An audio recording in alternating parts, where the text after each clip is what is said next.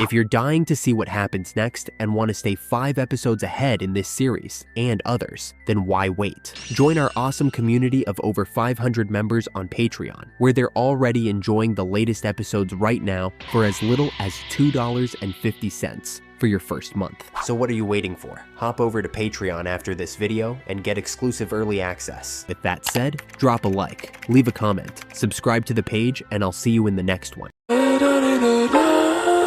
Cross my heart and hope to die. Welcome to my dark side.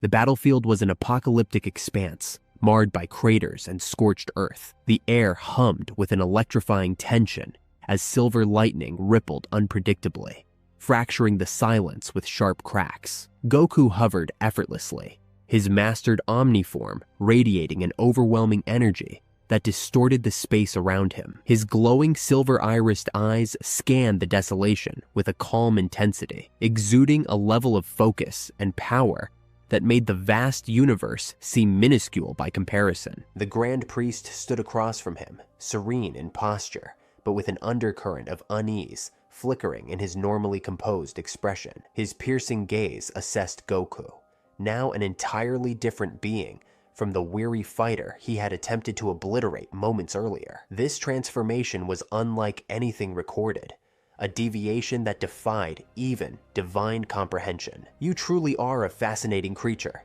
the Grand Priest said, his voice resonant yet measured as he raised his staff slightly, the glimmer of celestial energy dancing at its tip. "No mortal should be capable of this, and yet here you are, reborn into something that even the gods themselves must acknowledge, perhaps even fear." Goku slowly descended, his boots meeting the cracked ground with a faint thud. His aura remained fierce, but was now tempered, disciplined, like a sword honed to absolute perfection. Silver flames licked at the edges of his form, shifting as though alive, yet contained. He flexed his fingers, testing the depth of this newfound power coursing through him, before looking back at the Grand Priest with unwavering resolve. "I didn't ask for any of this," Goku said, his voice calm but laden with an edge of anger. His gaze locked on the Grand Priest, unwavering. "All I wanted was to live in peace, spend time with my family, train,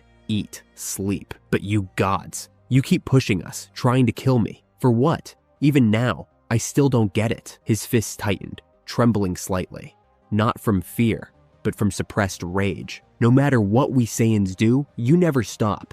You hate us for existing, and for that, you'll face the same fate as the others." The air grew heavy with tension, and even the Grand Priest's stoic demeanor faltered slightly. He raised his staff higher, preparing for whatever would come next. But before he could speak, another presence descended onto the scene. Gohan landed lightly beside his father, his own aura flaring in a cascade of golden and white light. His power wasn't on the same level as Goku's, but his energy radiated fierce determination. Gohan couldn't help but feel a mix of awe and pride as he glanced at his father, now standing as a living symbol of defiance and power. "Dad," Gohan said, his tone low and steady, but his brows furrowed with concern. "Do you think we can take him on by ourselves?" Goku didn't turn, his gaze locked on the Grand Priest, but his answer came without hesitation. "I don't know, son." He clenched his fists again, his aura surging briefly as if in response to his rising emotions. "But if we can't?" His eyes narrowed, and for a fleeting moment, the faintest smirk touched his lips. "All we need to do is hold out and stay alive. Broly and Vegeta will be here soon."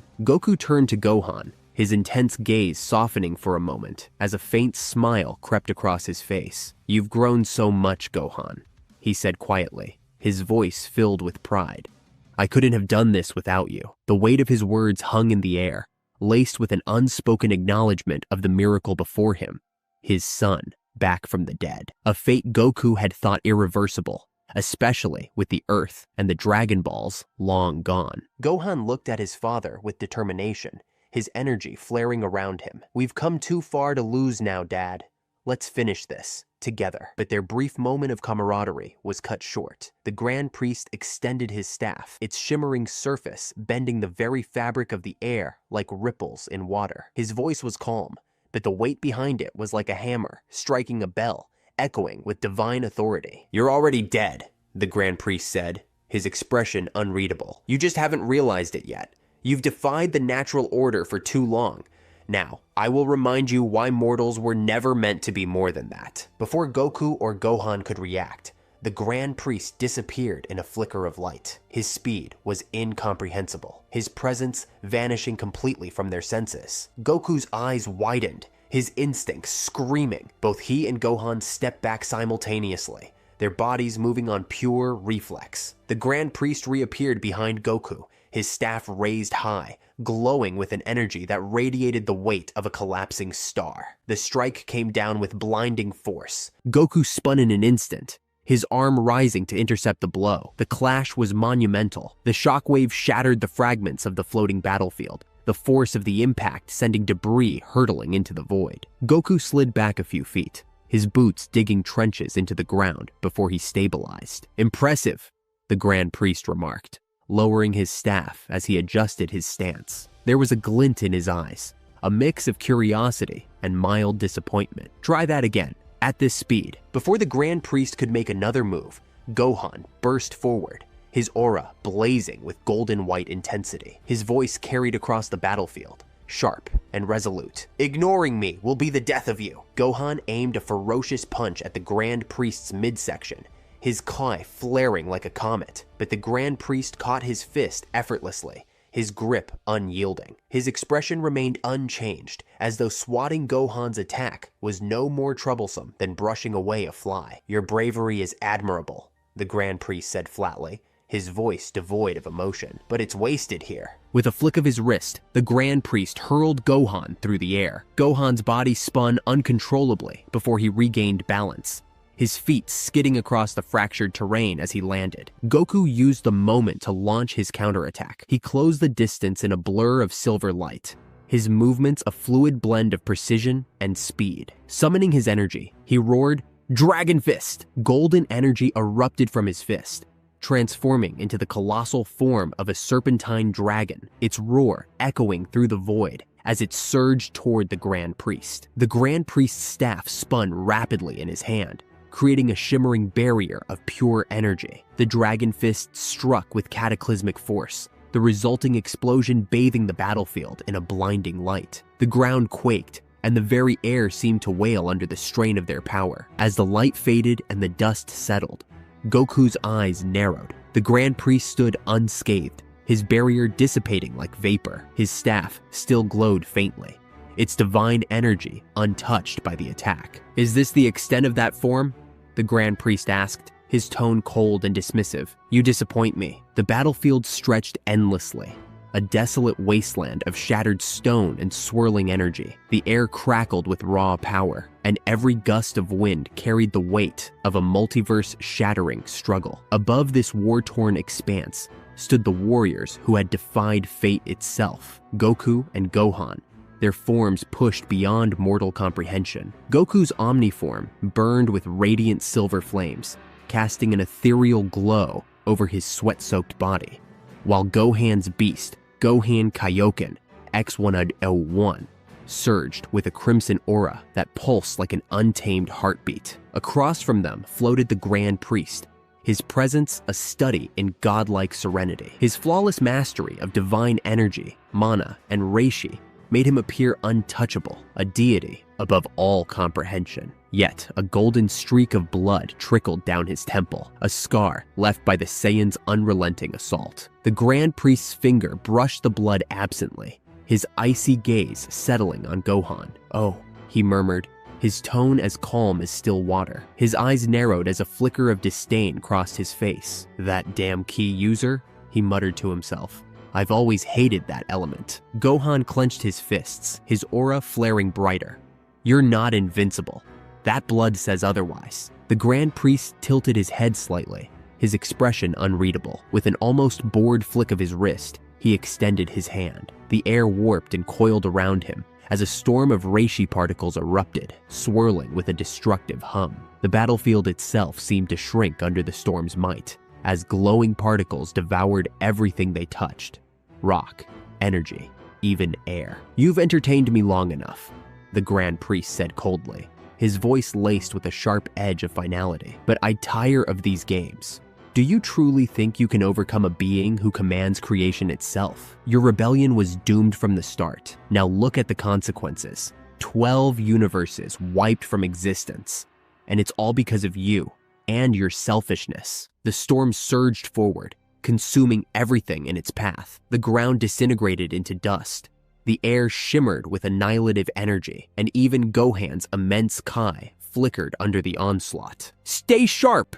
Goku shouted, his voice cutting through the chaos. Without hesitation, he launched into the air, weaving through the torrent of destruction with breathtaking precision. Every movement was a masterclass in martial arts and instinct. His forearms and feet struck out like shields, deflecting reishi blasts that sought to erase him. Gohan was right behind him, his fiery crimson aura shielding him as he surged forward. "I'm not letting him win," Gohan roared, his voice a thunderclap that echoed through the void. His energy burned brighter, pushing back the storm in bursts of raw power. Suddenly, the Grand Priest moved, his form vanishing like a whisper in the wind. In an instant, he reappeared before Goku, his staff slicing through the air with impossible speed. Goku barely raised his forearm in time to block, but the sheer force of the blow sent him hurtling toward the ground like a meteor. He crashed with a deafening impact, carving a trench into the already broken earth. "You're too slow," the Grand Priest said,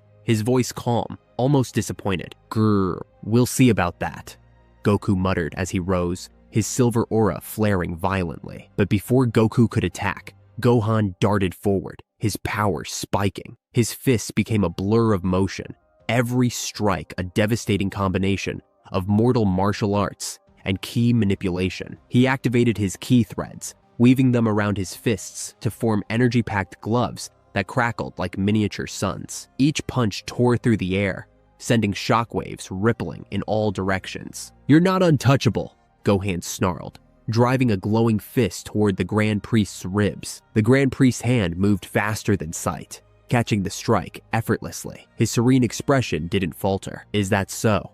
he replied softly, twisting Gohan's leg in a fluid motion. With a casual flick, he sent Gohan spinning mid-air. Before Gohan could recover, the Grand Priest's staff shot forward like a bolt of lightning, slamming into Gohan's stomach. The impact was cataclysmic. A shockwave rippled out, splitting the ground beneath them into jagged fissures. Gohan coughed blood as his body was sent flying backward. He barely managed to halt his momentum, his feet skidding across the ruined battlefield as he struggled to stay upright. The Grand Priest lowered his staff, his voice unshaken. "I am immortal," he said, as if stating an unchangeable truth. "Now tell me, how do you plan to kill something that can't die?" His words hung in the air, cold and absolute, as the battlefield crackled with tension. The battlefield was thick with tension as Goku's silver flames flared brighter, casting a shimmering glow over the ruined landscape. His voice cut through the silence like steel. "Nothing in this world is truly immortal," he said, his tone resolute. "If you're alive, that means you can die. Everything in the universe has balance, life and death, light and dark. You've just managed to survive because you're harder to kill than most." As Goku spoke, he thought back to Zamasu, the so-called immortal who had fused with the very cosmos. The memory was etched into his mind. Zamasu had claimed eternity, yet he had been erased. To Goku, that was proof enough. Immortal beings could die. It was only a matter of figuring out how. This belief had driven him to challenge the gods themselves when they had turned against him. The Grand Priest laughed softly, finding Goku's conviction almost amusing. Still, Goku's words weren't entirely wrong. Immortality, as most mortals understood it, was far more nuanced. In the cosmic hierarchy, immortality wasn't a singular concept, but a spectrum, divided into levels that determined the scale of one's invulnerability. The lowest form was lesser immortality, the kind beings like Zamasu possessed. It was often acquired through a wish on the Dragon Balls, an ancient elixir, or some forbidden ritual. While such beings could resist the natural pull of death, their immortality was riddled with flaws, making them far from invincible. They were tethered to the physical realm, and their existence could still be unraveled through extraordinary means. Above that was greater immortality, an even more intricate state. Only a handful of beings had attained this level. The Grand Priest himself was among them, as was Zarama, the first mortal to drink directly from the fountain of creation, the primordial source of all life. The Grand Priest, in contrast, had been forged by Zeno's father, directly from that same fountain, to serve as an eternal guide and assistant. Beings with greater immortality were resilient beyond comprehension, but even they were not untouchable. Their deaths were possible, though achieving such a feat was exceedingly complicated. However, the Grand Priest was no ordinary wielder of greater immortality. Over countless millennia, he had consumed ancient elixirs, performed forbidden rituals, and absorbed energies beyond mortal understanding. He stood on the precipice of breaking into the next and final stage of existence, layered immortality. Layered immortality was the pinnacle, an unshakable fortress of invincibility. Beings like Wukong, Zeno, and Zeno's father embodied this state. They were life and death themselves, entities to whom the very concept of mortality did not apply. They could not be destroyed, their essence untouchable by even the highest cosmic forces. However, even layered immortality had its limits. Such beings could not die, but they could be neutralized in other ways. Sealing was one such method, as demonstrated with Wukong. Yet the likelihood of discovering such a solution, let alone executing it, was infinitesimal, less than 1%. The Grand Priest's existence straddled the line between greater and layered immortality, a unique state that made him nearly untouchable, but not entirely invulnerable. Even now, he pursued the final breakthroughs to ascend beyond all limitations. Gohan stepped forward, his crimson aura blazing defiantly. "Whatever you think you are," he growled, "you still bleed, and that means you're not invincible." The battlefield was alive with raw power, the air thick with energy that shimmered and cracked like a storm barely contained. Goku, battered but unbroken, was already back on his feet, his omniform aura blazing with an intensity that made the ground beneath him tremble. His silver flames danced like a living entity as he launched forward, his movements sharper, faster, and more deliberate than before. Each step was precise, every attack a masterstroke of martial discipline. As the Grand Priest swung his staff with divine precision, Goku blocked with his forearm, the clash sending a shockwave across the battlefield. Without hesitation, Goku retaliated with a spinning elbow aimed at the Grand Priest's temple. The Grand Priest leaned back, narrowly dodging the strike, but Goku was already a step ahead. He feinted with a low kick, forcing the Grand Priest to adjust before delivering a punishing uppercut. The blow connected with a resounding crack, sending the Grand Priest skidding back, a rare display of imbalance from the godlike being. "You're underestimating us," Goku said, his voice low and steady, his gaze unflinching. "That's a mistake. You're so arrogant, so confident in your immortality, you take hits you don't need to. That arrogance is going to be your downfall." The Grand Priest paused, his expression cold, as he wiped a faint trace of blood from his lip. "Hardly," he replied, his tone as dismissive as ever. "I am merely observing the lengths mortals will go to before their inevitable end." His eyes narrowed, a trace of disdain creeping into his voice. "You call me arrogant, but I call it pride.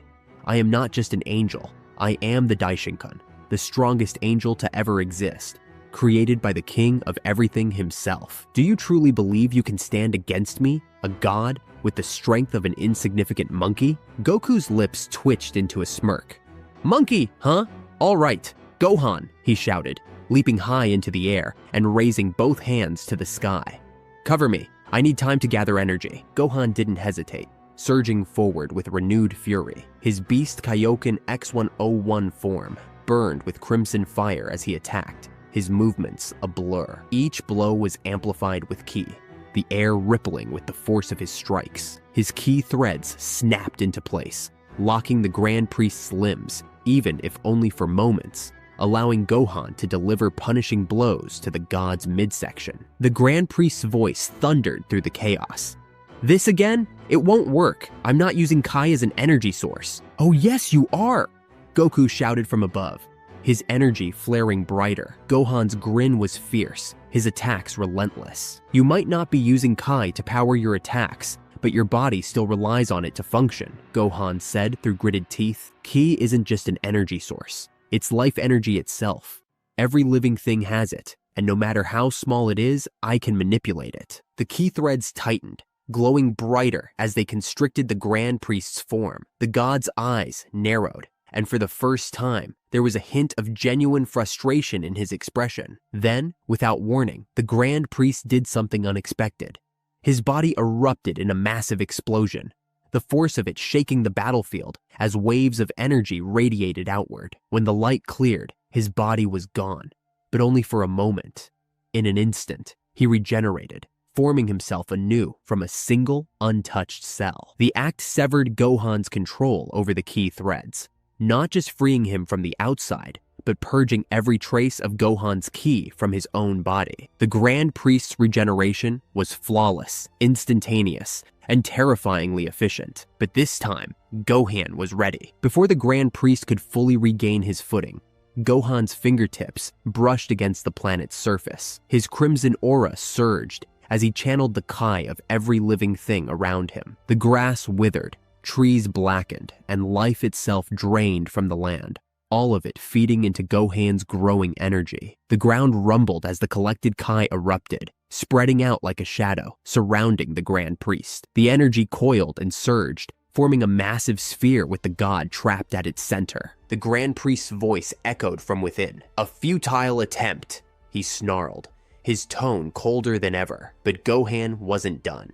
His crimson aura flared even brighter as he clenched his fist. The Kie prison began to collapse inward, shrinking rapidly. The once massive sphere condensed, tightening around the Grand Priest with crushing force until it was no larger than a marble. The tiny orb, glowing with unimaginable power, dropped to the planet's surface with a quiet thud. Gohan stood tall, his chest heaving, his crimson aura flickering like a dying flame as he stared at the small, glowing prison. The land around him was barren, drained of life, the cost of his attack written across the desolate battlefield. The battlefield trembled under the weight of unimaginable power as Gohan's strained voice echoed across the desolate wasteland. "Father, hurry up! This isn't going to hold him for very long." His crimson aura flickered erratically, his body already showing signs of exhaustion. The Ki prison, though tightly compacted, began to show faint cracks under the unimaginable pressure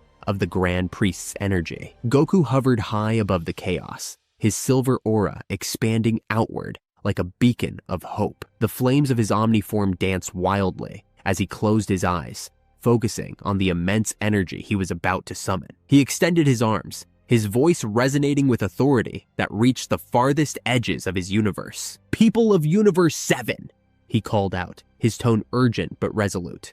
"Lend me your energy." From every corner of the universe, the plea was heard. The life force of countless beings began to rise, converging into the heavens. Stars dimmed as planets trembled, their energy siphoned into the massive orb forming above Goku. The Spirit Bomb, or Genkidama, was unlike any he had created before. The glowing sphere pulsated with life itself, its radiant energy a testament to the collective will and vitality of the universe. But Goku could feel the cost. On planets far below, vegetation withered, rivers dried to dust, and the cries of fading life echoed in the recesses of his mind. He hesitated for a moment, his heart heavy with the weight of sacrifice, but his resolve held firm. This was the only way. Below, the Ki prison containing the Grand Priest began to quake violently. A faint glow of blinding blue light radiated from within, as cracks spiderwebbed across its surface. Then, in a catastrophic eruption, the prison shattered.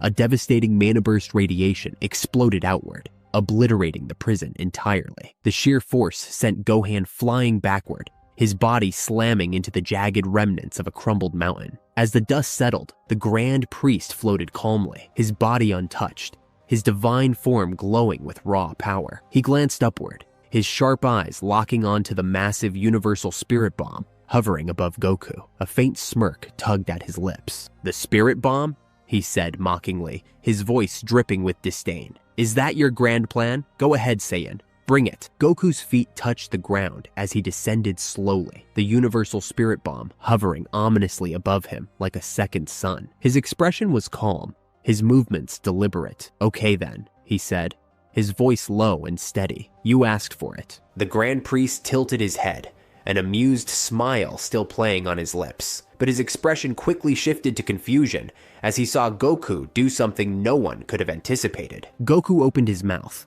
taking a deep breath, and in a display of pure audacity, he swallowed the Universal Spirit Bomb whole. The massive orb of energy spiraled downward, collapsing into his body as though consumed by a black hole. His entire being began to glow, his silver aura intensifying to an almost blinding level. Muscles bulged, veins pulsing as the overwhelming energy of the Universal Spirit Bomb merged with his own. The ground quaked violently beneath him, cracks racing across the battlefield in chaotic patterns. The Grand Priest's composure faltered for a moment. "What are you doing?" he demanded, his voice carrying a rare trace of disbelief. Nearby, Gohan staggered to his feet, blood dripping from the corner of his mouth. He stared at his father in shock. "Dad, what are you doing?" he shouted, his voice raw with urgency. He had seen the Genkidama used before, but never like this. The sheer volume of energy Goku was absorbing seemed impossible to contain. That much energy would make anyone explode. Goku turned his head slightly, a faint grin on his face despite the incredible strain. "I'm taking it in," he said simply. His voice carried a confidence that didn't waver, even as his body continued to surge with the power of an entire universe. The fusion of the Universal Spirit Bomb into his being was complete. Goku's power reached a staggering, unimaginable peak. His silver flames now burned with a radiant intensity that seemed to light up the entire battlefield, and his stamina felt limitless, the infinite energy coursing through him, fueling every cell in his body. The battlefield erupted in chaos as Goku's first strike connected with blinding speed, his fist colliding with the Grand Priest's face. The sheer force of the blow sent the celestial being hurtling through the air, an explosion of silver flames rippling outward like the shockwave of a collapsing star. The Grand Priest hadn't even seen it coming. Goku didn't pause. His body blurred as he launched himself forward, unleashing a relentless barrage of blows. Each punch and kick carried the weight of his amplified power, shaking the heavens themselves. The sound of each strike echoed like distant supernovas, the vibrations tearing through the fractured ground beneath them. The Grand Priest countered swiftly, raising his hand and summoning the celestial barrage, a swarm of glowing energy blasts that homed in on Goku from every angle. Each sphere crackled with divine energy, spiraling toward him with terrifying precision. Goku's instincts kicked in as he leapt high, the spheres detonating below him in a series of massive explosions. But the Grand Priest wasn't done. As Goku moved to counterattack, a swing wave of force surged out from the explosions, an unexpected trap. The wave rippled through the air, distorting space itself as it closed in on Goku. He realized too late that he couldn't stop his momentum. He had already launched himself forward, leaving no time to adjust. "Ch!"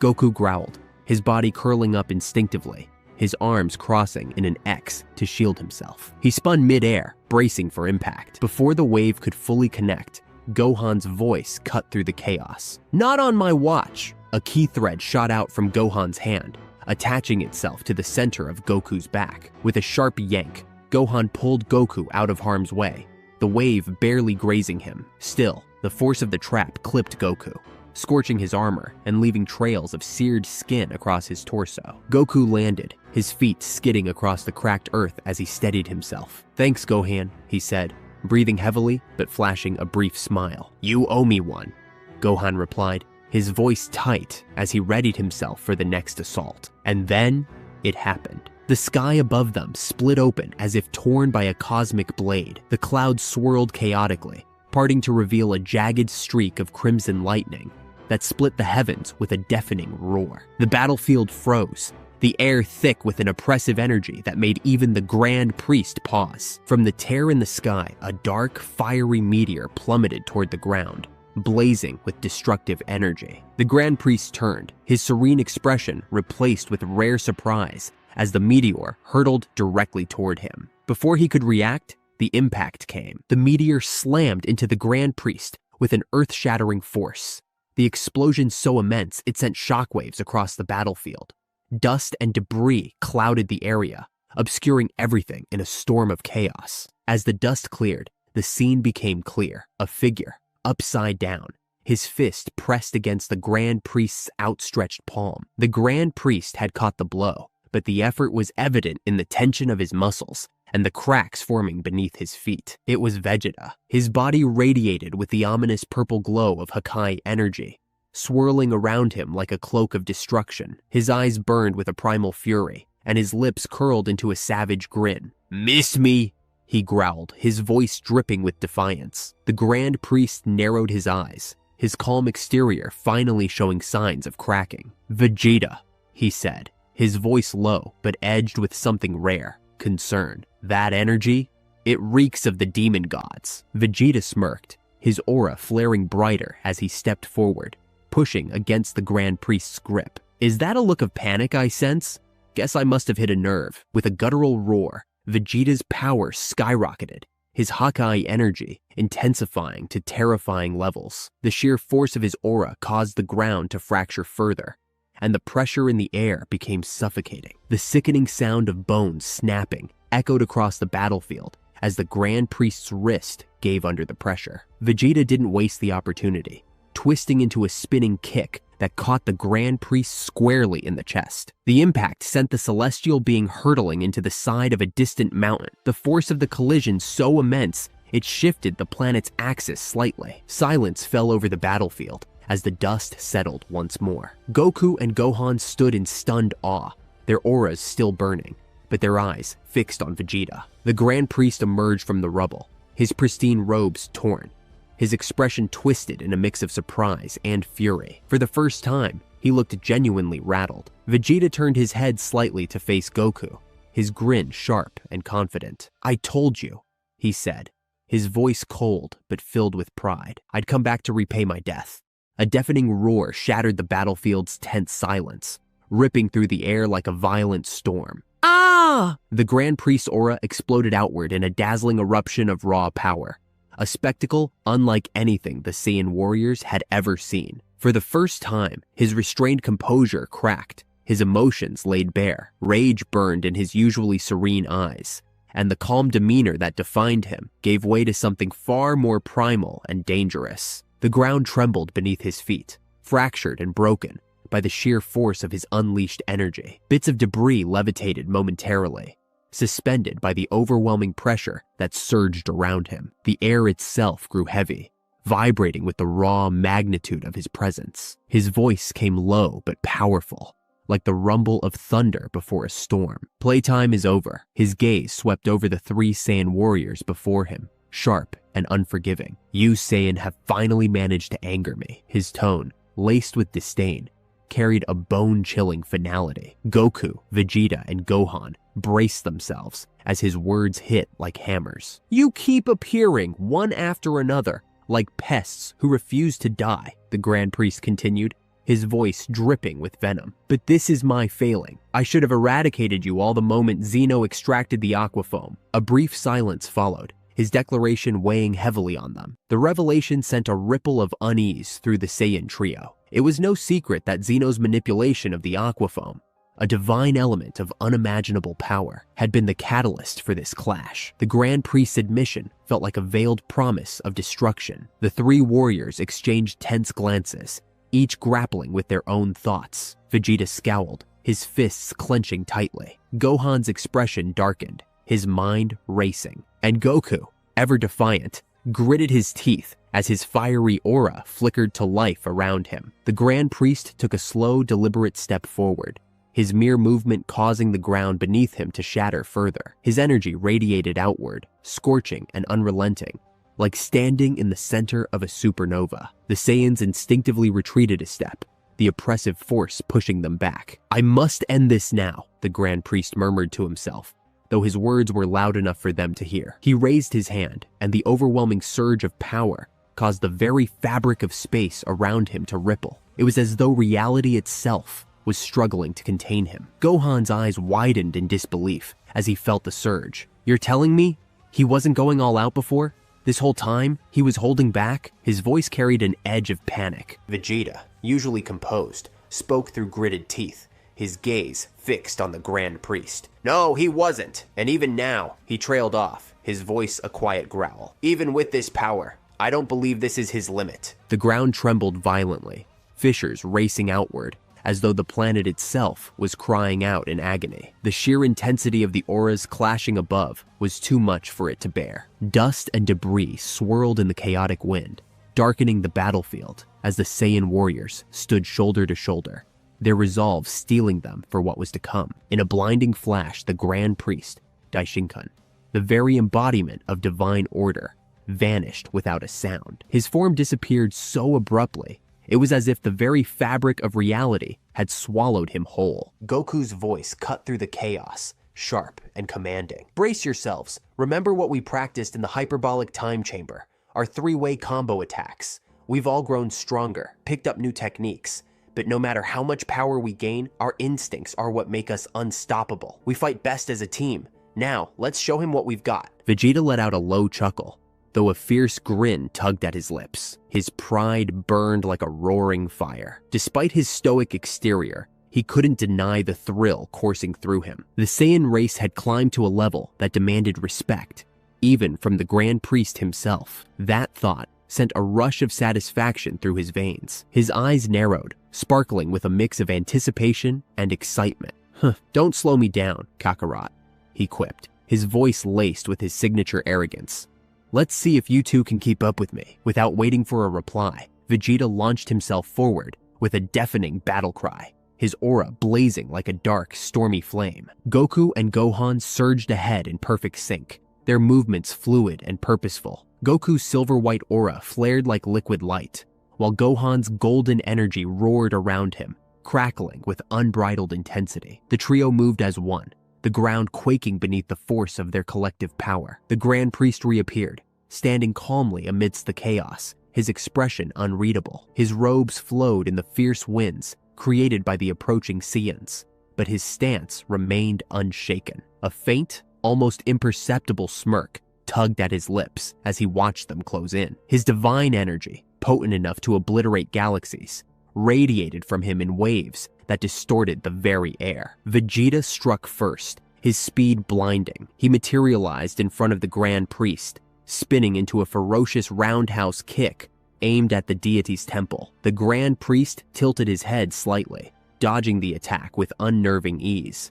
In the same motion, he retaliated with a swift palm strike aimed at Vegeta's chest. Not a chance! Vegeta snarled, bringing up his forearm to block the blow. The impact sent sparks flying, illuminating their clash. In that instant, Goku and Gohan joined the fray. Goku came crashing down from above, his fist blazing with energy. His Ultra Instinct form honed his movements to perfection, each strike precise and devastating. Simultaneously, Gohan darted low, channeling his ki into his leg for a sweeping kick aimed at the Grand Priest's ankles. The Grand Priest reacted with inhuman speed. He raised an arm to intercept Goku's strike, the collision unleashing a shockwave that carved another crater into the battlefield. With his other hand, he caught Gohan's kick mid-air, gripping it tightly and halting its momentum. Despite his effortless defense, the Saiyan warriors had trained for this exact situation. Their teamwork was seamless, their synergy honed to perfection. While the Grand Priest held Goku and Gohan at bay,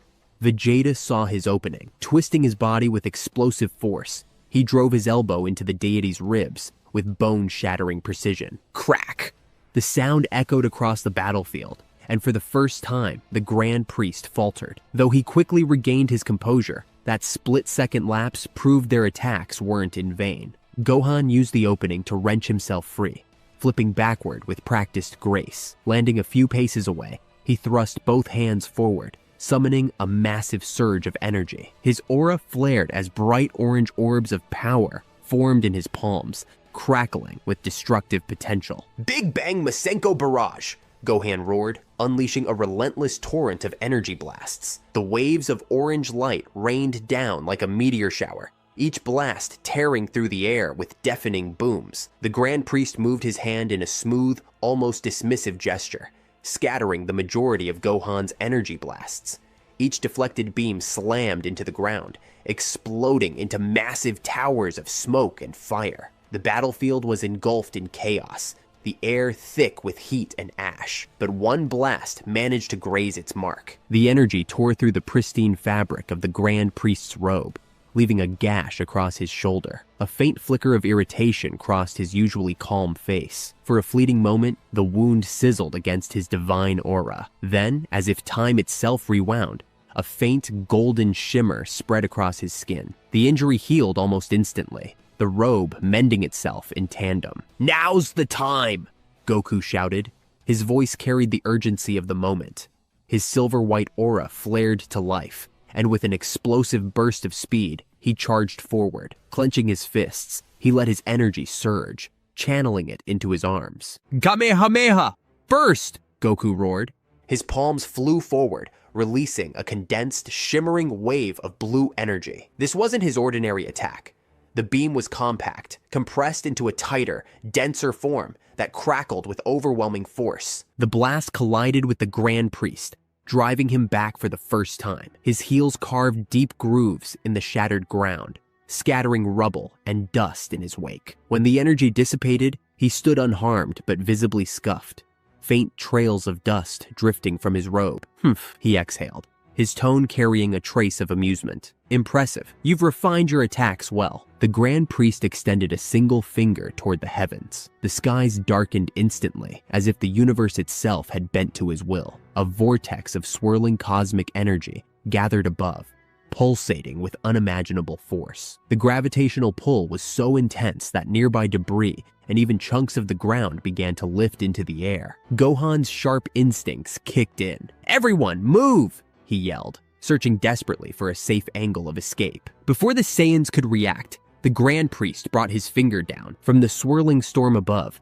countless orbs of radiant, star-like energy rained down with terrifying precision. Each orb smashed into the ground with deafening explosions, tearing massive craters into the already decimated battlefield. "Brace yourselves," Goku shouted, raising his arms to form a protective barrier. A dome of radiant, white-hot energy enveloped both him and Gohan, shielding them from the relentless bombardment. Vegeta, standing his ground nearby, let his own purple aura explode outward. Sparks of violet energy danced along his barrier as he withstood the assault, his stance unyielding despite the immense pressure. The air screamed under the onslaught, and the ground groaned as though it might collapse entirely. But through sheer grit and determination, the three Saiyans pushed forward, step by painstaking step, refusing to give in. Finally, Vegeta let out a primal roar, his voice cutting through the deafening chaos. His aura flared with renewed intensity, wrapping around him in blazing purple arcs. "I've had enough of this," he bellowed, bringing his hands together in his signature stance. Bolts of raw power surged between his palms, crackling with violent energy. "I'm ending this!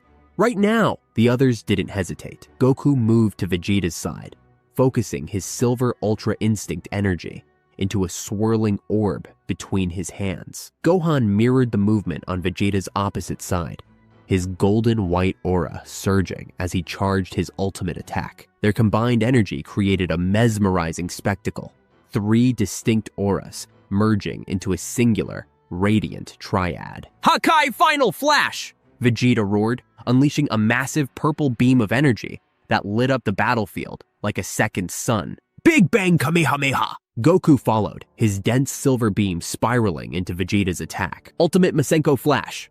Gohan shouted, his golden wave completing the triad. The three beams spiraled together, fusing into a colossal column of pure, blinding light. The combined attack tore through the battlefield, carving a deep chasm in its path. Winds howled like raging hurricanes, and the planet quaked under the strain of their unleashed power. The Grand Priest stood firm, his gaze sharp and unyielding.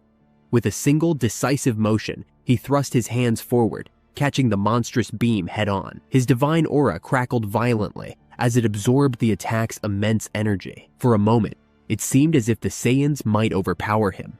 The beam pushed him back, inch by agonizing inch, forcing his feet to dig into the broken ground. But then his expression hardened. The Grand Priest took a deep breath, summoning an overwhelming surge of golden light. His aura erupted like a solar flare. "Transcendent Dominion!"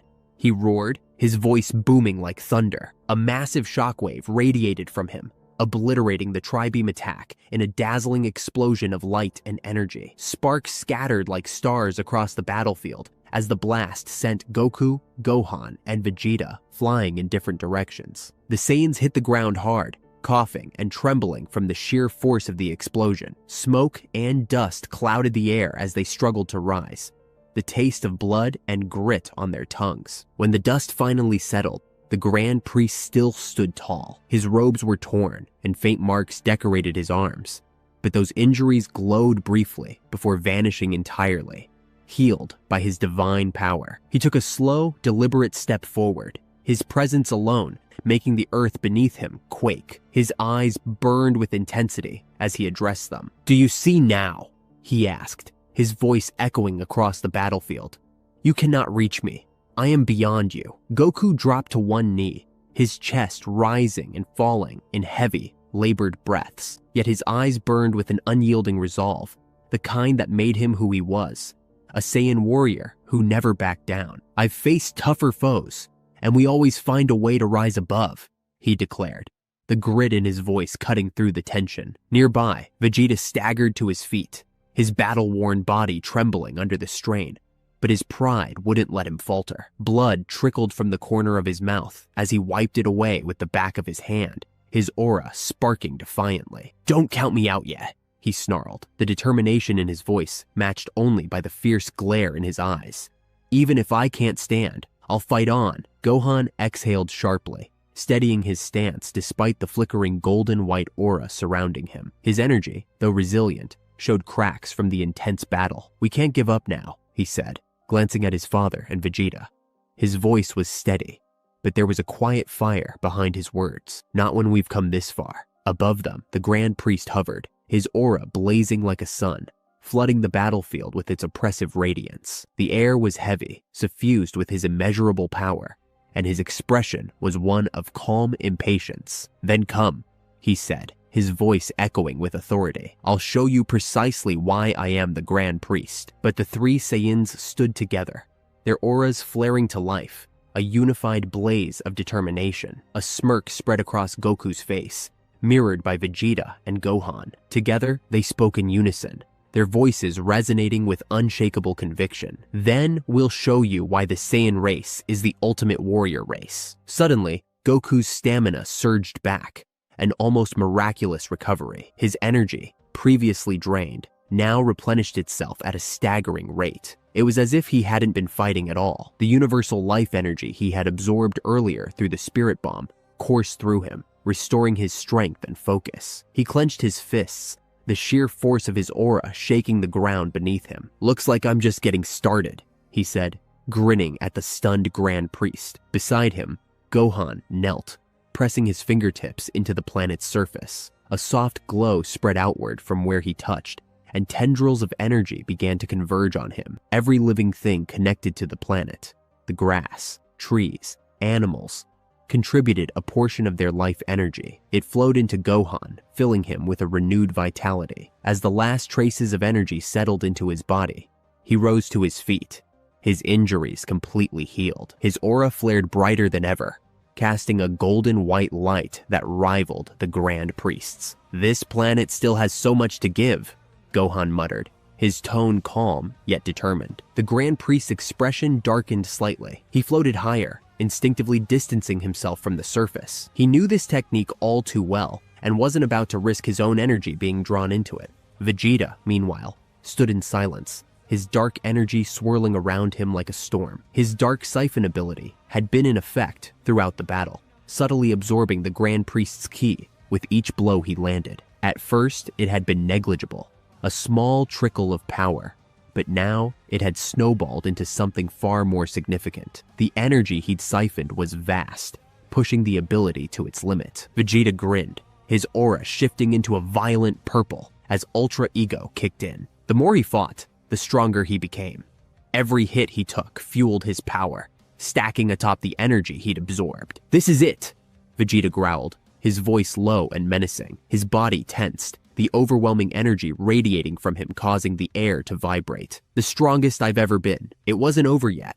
Far from it. The Saiyans had one last edge, one born from their unique biology and relentless willpower. The Zenkai boost, the sacred gift of their kind, had finally activated. Every close brush with death, every agonizing blow they had endured, now came full circle. The injuries they suffered, the energy they lost, it was all repaid in spades. Their bodies surged with newfound power, pushing each of them beyond their prior limits. This was what it meant to be a Saiyan. And for Goku, Vegeta, and Gohan, this was their peak. Their auras flared brighter than ever, lighting the battlefield like suns. The air crackled with their energy, heavy with promise and danger.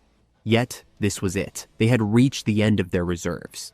If this combined might couldn't bring the Grand Priest down, nothing would. Goku clenched his fists, his silvery aura roaring to life.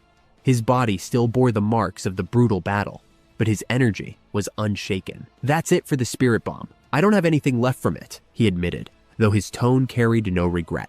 But this will have to do. Gohan, his golden white energy swirling like a living flame, nodded solemnly. The planet, it can't take any more. I can't siphon Kai again. He exhaled, his breath steady, as he set his determined gaze on the Grand Priest. But this power, this will be enough. Vegeta hovered slightly ahead of the others, his violet aura brimming with raw, dark energy. He remained silent, his gaze locked on the Grand Priest. He didn't need to say it. His power spoke for itself. His dark siphon ability had drained the Grand Priest far more than anyone realized, and now the full effects were settling in. The Grand Priest suddenly faltered, his serene expression giving way to something more focused. He drifted down, landing on the broken ground. The realization struck him. Vegeta's smirk grew wider. What's the matter, Grand Priest? Feeling a little drained? The Grand Priest's aura shimmered in response, a shimmering, divine glow that bent the air around him. But it wasn't as potent as before. His head tilted slightly, his lips curling into a faint frown. Ah, he said calmly. I had forgotten. Saiyans of your bloodline possess that peculiar dark siphoning technique. It threads through the very energy of the battlefield. You've been stealing my power all this time. He glanced at Vegeta with cold eyes, his tone carrying both irritation and respect. It is clever, annoying, but clever. He let his words settle before continuing, his expression hardening. I may be immortal, but infinite energy. That is something even I have yet to achieve. Vegeta crossed his arms, his violet aura spitting arcs of dark lightning into the ground. Oh, I bet that stings, he mocked.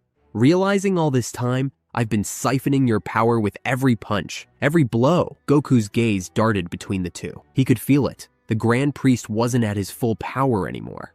But even drained, he was still a terrifying presence. Vegeta, don't get cocky, he said, his voice serious. He's still stronger than anything we've ever faced. Stay sharp. To Vegeta's right, Gohan stepped forward, his energy blazing brighter in the low light. No more risks, no more surprises, he said firmly, his eyes locked on the Grand Priests, unwavering. We fight as a team, no openings. The Grand Priest regarded them for a long moment, his unreadable gaze shifting from one Saiyan to the next. He raised his hand slightly, letting his aura flare once more. It wasn't just light.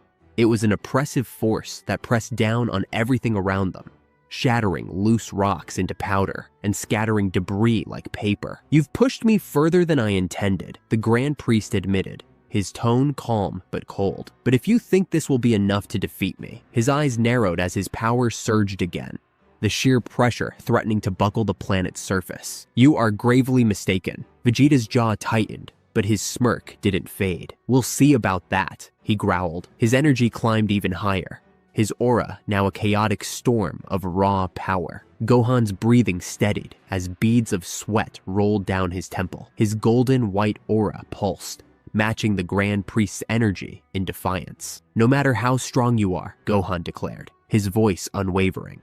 We're not backing down. We'll win this. Goku cracked his knuckles, his silvery ki flaring around him like a whirlwind. His eyes locked on the Grand Priest, filled with determination and fire. We've faced the toughest enemies across the universe, he said, his voice calm yet electric with excitement. And every time, we find a way to win. Let's show him why we're the ultimate warrior race. The very fabric of the world around them trembled violently as if it could no longer endure the sheer magnitude of power surging through the battlefield. Shattered rocks floated upward, caught in the swirling storm of energy. The Saiyans braced themselves, their combined aura flickering against the oppressive force radiating from the Grand Priest. Despite all their training, all their newfound abilities, the Grand Priest remained an indomitable force, an immortal being whose strength defied reason. The weight of his presence pressed down on them, forcing even the most battle-hardened among them to reevaluate the fight ahead. The Grand Priest's voice, calm yet cutting, sliced through the storm. "Yes," he admitted, his tone laced with condescension. "You Saiyans are remarkable warriors, but there's something you seem to have forgotten." His gaze sharpened, growing colder, more severe. "You've never fought me, and I am the strongest of them all." As if fate had chosen this very moment to intervene, an unfamiliar energy surged into the battlefield. The Grand Priest's aura flared uncontrollably for an instant, glowing brighter, fiercer, as if another presence had fused with his own. He closed his eyes briefly, letting the influx of power settle into him. "Ah," he exhaled, a faint smirk tugging at his lips. "Right on time." Goku's brows furrowed as he studied the sudden change in the Grand Priest's energy. It wasn't just stronger, it was deeper, richer, layered with something ancient and infinitely wise. "What's going on now?" Goku muttered, his stance tightening as he readied for whatever was coming. Vegeta, ever perceptive, noticed the flicker of realization in the Grand Priest's eyes. "He's gotten stronger," he growled, his fists clenching. "And it's not just raw power. There's knowledge behind it." The Grand Priest finally opened his eyes, the faint smirk still on his face. "It seems Zeno has retrieved the Heartstone," he said, half to himself. "With its duty fulfilled, my wife has returned to me, along with the power and experience she has gathered over millennia." His voice carried an edge of finality, as if this moment had been inevitable. Gohan stepped forward cautiously, his golden white aura sparking to life again. "What's he talking about? The Heartstone?" he asked, glancing at his father and Vegeta. The Grand Priest answered, his tone now infused with cold authority. "The Heartstone was a sacred artifact, guarded by my wife for eons. It ensured balance in this realm and held the potential to awaken unimaginable strength. Now that its purpose is complete, all that she was, her strength, her knowledge, has returned to me." He raised his staff, the intricate carvings along its length glowing with divine energy. "And with it, I will show you the true reason angels were chosen to guard the Omni King." The air grew impossibly heavy, the atmosphere charged with an overwhelming power that seemed to crush everything beneath it. The Saiyans felt it instantly, a gravitational force that pulled at them relentlessly. Not even their combined energy could counteract it. "What is this?" Goku grunted, his knees trembling under the weight. Beneath him, the ground began to crack and sink. Gohan gritted his teeth as he struggled to stand upright. "It's like the entire dimension is collapsing in on us," he said, sweat pouring down his face. Vegeta's aura flared violently as he fought against the crushing force. His voice was a low growl. "Shh! This isn't just energy, it's the sheer will of the universe bending to his power." Above them, the Grand Priest's aura shifted. No longer just radiant, it was blinding, like a star exploding into life. The entire dimension was consumed by his energy, its glow expanding endlessly into the void. He lowered his gaze, his expression calm but deadly serious. "You believe your kind is the ultimate warrior race?" he asked, his voice echoing as if spoken from the heavens themselves. His aura twisted and condensed, wrapping tightly around his form. "Allow me to correct that foolish perception." The Saiyans braced themselves, their combined energies flaring defiantly, despite the overwhelming pressure. Goku's silver aura burned brightly. Gohan's golden energy crackled like lightning, and Vegeta's violet storm roared louder than ever. Yet the Grand Priest was unfazed. He raised his staff, its length shimmering with divine power as it began to shift, reshape. The Saiyans watched in alarm as the once simple staff transformed, its form elongating and gaining sharp, ornate edges. The air around it hummed with a power that felt almost alive. And then, the Grand Priest spoke a single word. It was a word that seemed to echo through existence itself, carrying with it an undeniable sense of finality. "Ban Kai!" The Grand Priest stood in eerie silence, his celestial presence radiating an overwhelming force that seemed to crush reality itself. Then, with a slow, deliberate motion, he raised his staff. But this was no ordinary gesture. It was the prelude to something far beyond mortal comprehension. A deep hum resonated through the void as his Bankai was unleashed. The once familiar divine staff, the same tool used by angels across the multiverse, had finally revealed its true form. In its dormant state, it had always existed as a Shikai, a form specific to Whis. Unlike other angels, only Whis possessed a Bankai, a hidden transformation disguised as a simple staff. But now, as the energy coursed through it, its true nature emerged, the power to manipulate time itself. Each angel had a unique specialty. Konik mastered domain expansion, Vados wielded unparalleled physical strength, and Margarita possessed regenerative supremacy. But Whis had refined his Bankai across the ages, molding it into something beyond divine. And now, as all the angels had returned to the Grand Priest, so too had their abilities, their knowledge, their very essence. He no longer held just their power.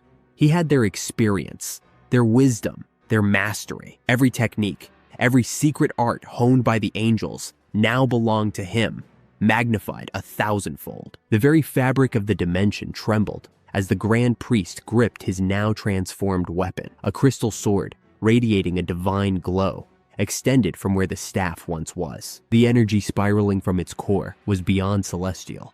It was absolute. Then, his voice rang out, steady, unwavering, carrying the weight of a god beyond gods. Muku Tensei, no Shine, divine chant of eternal rebirth. The very sound of the words shattered the silence, sending ripples through space-time itself. Arise from the ashes, the night being that protects the timeline, the entity known as the Time Remnant. A sudden flash of blinding light erupted from the blade as golden lightning streaked across its length. A mysterious seal appeared on the crystal sword, stretching all the way to its tip.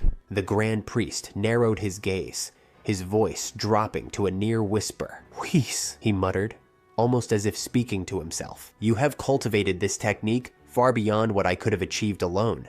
Without your refinement, I doubt I could have ever reached such a level." Goku's eyes widened, his face twisting in disbelief. "What the hell is that?" he blurted out, instinctively taking a step back. The energy radiating from the Grand Priest's sword was unlike anything he had ever felt. Even after training under Whis, even after holding a staff of his own, nothing had ever hinted at this kind of power. "Vegeta," he called out, his voice tense. "Did you know the staff could do this? You had access to one too, right?" Vegeta scowled, arms crossed, his sharp eyes locked onto the glowing blade. He hated surprises. "No," Vegeta admitted, his voice laced with frustration. "The staff only ever showed defensive capabilities." He clenched his fists. "Maybe each staff has different abilities. But this," his gaze darkened, "this is something else entirely." Before either of them could say another word, Gohan stepped forward, a look of deep concentration on his face. "Wait," Gohan said, turning to his father. "I think I understand something." Goku looked at him, puzzled. "Huh, back when the Grand Priest broke my Kai thread, do you remember how he explained it?" Goku frowned, thinking back. "Yeah, he said he used regeneration to escape it, right?" Gohan shook his head. "Not the second time. The first time, he said he switched energy sources." Vegeta's expression darkened. "Chuh, what are you getting at, boy?" Gohan took a deep breath. "He said he doesn't rely on Kai anymore. That's why my technique didn't work. Instead, he mentioned something else. 2 other fundamental forces, separate from Kai, Mana and Rashi. The air between them grew heavy as the realization sank in. Goku clenched his fists, his excitement rising despite the danger. "Yeah, I remember now," he grinned, though there was tension in his voice. "Maybe this has something to do with that." Vegeta grunted in frustration, his arms crossed tightly as he listened to Goku and Gohan talk about Mana and Rashi. He had only just arrived and had no idea what they were even going on about. "Enough of this nonsense," Vegeta snapped. "The question remains, do either of you actually have a way of dealing with whatever this Mana and Rashi stuff is?" Gohan hesitated, shifting his stance. "Well, no." Vegeta smirked. Then all of that was useless. But before the conversation could go any further, Goku's eyes suddenly lit up with an idea. "Wait a second," he said, clenching his fist. "What if we fuse?" Gohan's face immediately brightened. Yes, why didn't we think of that before? But Goku's excitement quickly faded into a more serious expression. He shook his head. It's not that simple, Gohan. Gohan frowned. Why not? Goku exhaled, looking at Vegeta. A Saiyan is always a Saiyan, fusion or not. We're proud warriors. We rely on our own strength. When we fuse, it's not really just our individual power. It's a whole new being entirely. That's why it's always a last resort. Goku turned toward Vegeta, his face determined. What do you say, Vegeta? You ready to bring out Gogeta again? Vegeta scoffed, his expression darkening. Oh, now you want to fuse? He shook his head, glaring at Goku. I already told you, I never want to do that again. Goku tilted his head. Why not? It worked before, right? Vegeta's fists clenched at his sides. Why do you think I've been training so hard to reach this level, Kakarot? I refuse to rely on that stupid dance ever again.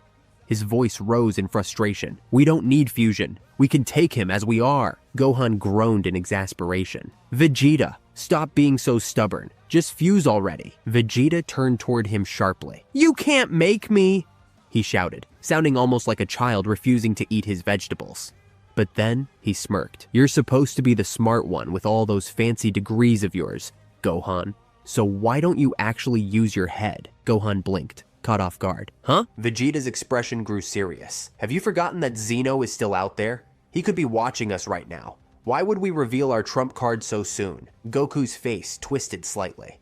Huh, you do have a point. Vegeta nodded. And even if it works, what if we fuse and still can't defeat the Grand Priest as he is now? Have you thought about that, Kakarot? Goku scratched his chin. So, what you're saying is that we should weaken him first, chip away at his strength, and then fuse to finish him off. Vegeta smirked. Well, would you look at that? Kakarot actually has a brain. Gohan, still deep in thought, spoke up. But won't we also lose strength in the process? We don't have limitless energy, Vegeta. Vegeta turned to him sharply. Have you forgotten what happens when we fuse? Our bodies heal themselves.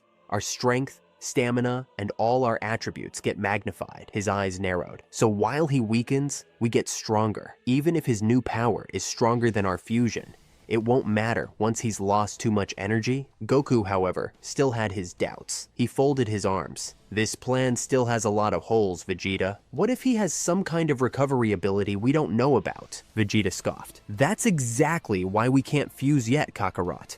We need to draw him out in battle first. We've already seen some of his abilities.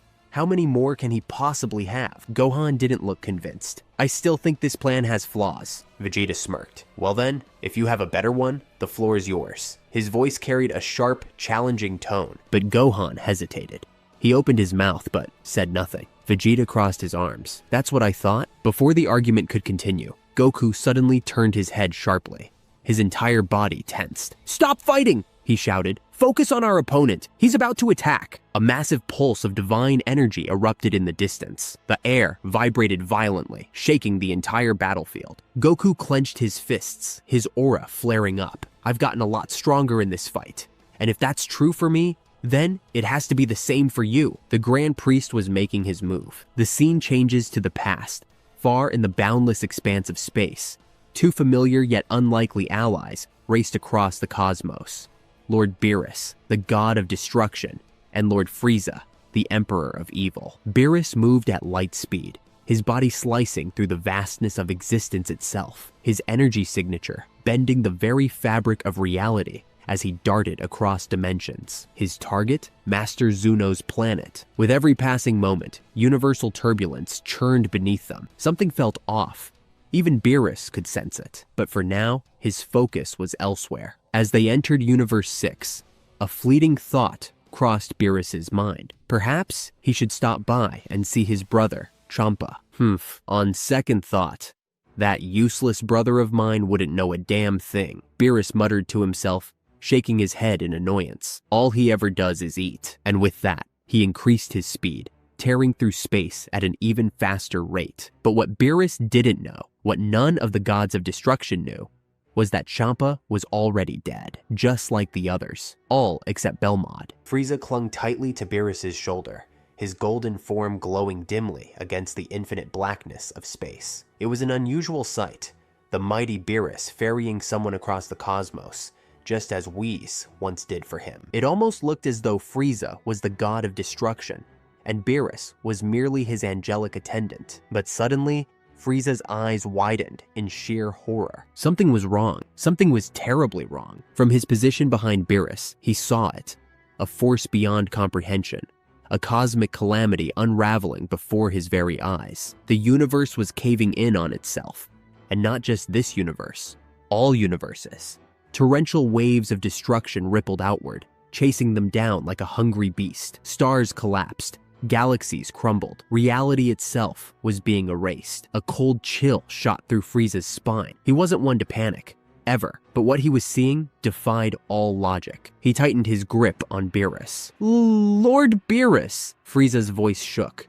Something unthinkable for him. You might want to increase the pace a bit more. Beerus frowned, annoyed. What? How about you take over and I sit back, you ungrateful wretch? He snapped. He assumed Frieza was demanding him to go faster. I'm already pushing beyond light speed. What more do you want? But Frieza wasn't trying to demand anything. He was trying to save their lives. The destruction was gaining on them. Fast. Beerus, still irritated, was about to scold Frieza again when something shifted in the void. A pressure unlike anything before. Something far worse than even Zeno's erasure. Then, all at once, Beerus saw it. His eyes widened, his pupils shrinking to mere slits. The very fabric of the multiverse was coming undone. What in the hell? Beerus bellowed, pure shock overtaking his usually calm demeanor. In an instant, he snapped forward, rocketing through space even faster. Frieza gripped on for dear life, his golden fingers digging into Beerus's shoulder as the devastation roared behind them. But what was causing this? What force was powerful enough to unravel entire universes at once? The answer was terrifyingly simple. It all traced back to the battle between Gohan, Goku, and the Grand Priest. Earlier, when Goku attempted to manipulate the Grand Priest's ki, he unknowingly disrupted the balance of all existence. The Grand Priest, whether intentional or not, had been acting as a stabilizing force. With all the gods of destruction, except Belmod, dead, the universe was left in a dangerous imbalance. His mere presence, his ki, was what kept everything in check. But Gohan had interfered by disrupting the Grand Priest's control over his energy. The delicate balance had shattered. The universes, which were already fragile from the absence of their gods, began to crumble one by one. The destruction was a direct result of that battle, and now it was spreading faster than anything Beerus or Frieza had ever seen. Faster! Frieza screamed, his pride completely abandoned in favor of survival. Beerus gritted his teeth and poured every ounce of his power into speed, blurring through dimensions at a rate far beyond anything even Whis had demonstrated before. The erasure was still behind them, gaining. For the first time in eons, Beerus felt something he never thought he'd feel again. Fear. This was not a battle. This was not a war. This was something beyond gods. And if they didn't outrun it, there would be nothing left. What's happening? Frieza yelled, his voice filled with rare panic. His golden eyes darted across the collapsing void, watching as galaxies were swallowed whole. The universe! It's not balanced. It's being destroyed. For someone who prided himself on absolute control, Frieza had never felt so utterly powerless. His grip on Beerus's shoulder tightened as he tried to process what was unfolding before him. Then, a horrifying realization struck him. My brother, Champa, Beerus muttered under his breath, his expression darkening. Something must have happened to him. He may be a lazy pig, but he wouldn't have allowed this to happen. Instinctively, Beerus reached out with his senses, scanning the surrounding universes for any trace of the remaining gods of destruction. But what he discovered sent an icy chill down his spine. He couldn't sense Universe 5. In fact, he couldn't sense any of the 13 universes. The few that still lingered had disappeared moments later, wiped from existence like they had never been there to begin with. And now, only one universe remained stable. Universe 7. Beerus gritted his teeth. He wasn't going to wait around and find out what would happen next. With a flicker of divine energy, he locked onto Universe 7's coordinates and vanished, bringing Frieza along for the ride. As the two materialized on Beerus's home planet, Frieza took a deep breath. The eerie stillness of the world around him was unnerving. He had never set foot here before. It was unlike any place he had ever ruled, far removed from his empire of control and destruction. Beerus, however, wasn't focused on their surroundings. He needed answers. He bolted toward the oracle fish's chamber, his movements sharp and urgent. His mind raced, trying to comprehend the chaos unraveling before him. He found the oracle fish, floating lifelessly in its water pod. "Oracle!"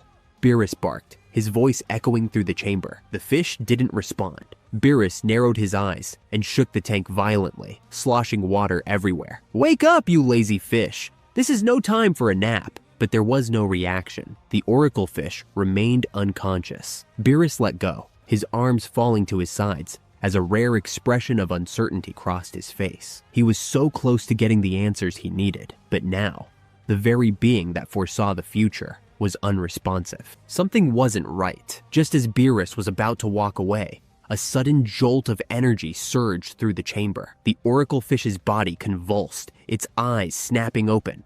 But they were no longer normal. Its pupils were pitch black, glowing with an unnatural white light. Then it spoke, but not in its usual voice. It spoke in a chant, its words laced with an eerie finality. "All shall converge into one, and one shall reign supreme." The words reverberated through the air, as if the universe itself was whispering them. It kept repeating the chant over and over, until its body jerked violently and collapsed back into unconsciousness. For the first time in a long time, Beerus felt afraid.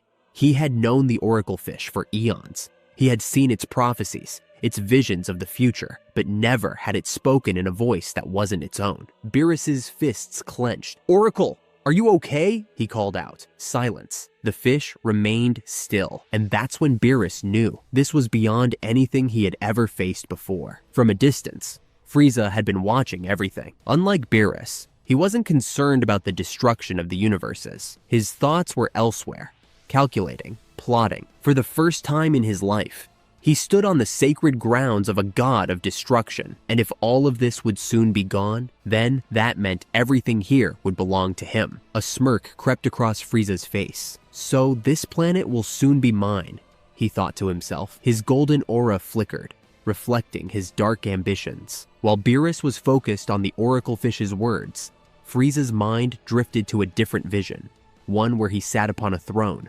ruling over all that remained. But then, Beerus turned to him. "Frieza!" The cold, commanding voice of Beerus shattered Frieza's daydream. He looked up just in time to see Beerus stretching out his hand. "Hold on tight!" Before Frieza could respond, a sharp slap landed on the side of his head, sending a ringing shock through his skull. "Gah!" Frieza recoiled, clutching his temple. "What in the—" Beerus loomed over him, his golden eyes dead serious. "We're going back to the past." Frieza's eyes narrowed. "Excuse me." Beerus raised his hand, revealing something glowing faintly on his finger. A time ring. "I've been putting this off for a long time," Beerus muttered, his voice laced with frustration. "I didn't want to meddle with time, but I don't have a choice anymore." Frieza rubbed the side of his face, glaring. "And why exactly are we going back?" Beerus turned away, staring at the vast, dark sky above. "Because I need to know what happened while I was sealed inside that damned bottle. I need to know what happened to Whis, my brother, and every other god." His expression hardened. "I need to know why the universes are dying." Frieza crossed his arms. "And what exactly do you expect to find?" Beerus shot him a sharp glare.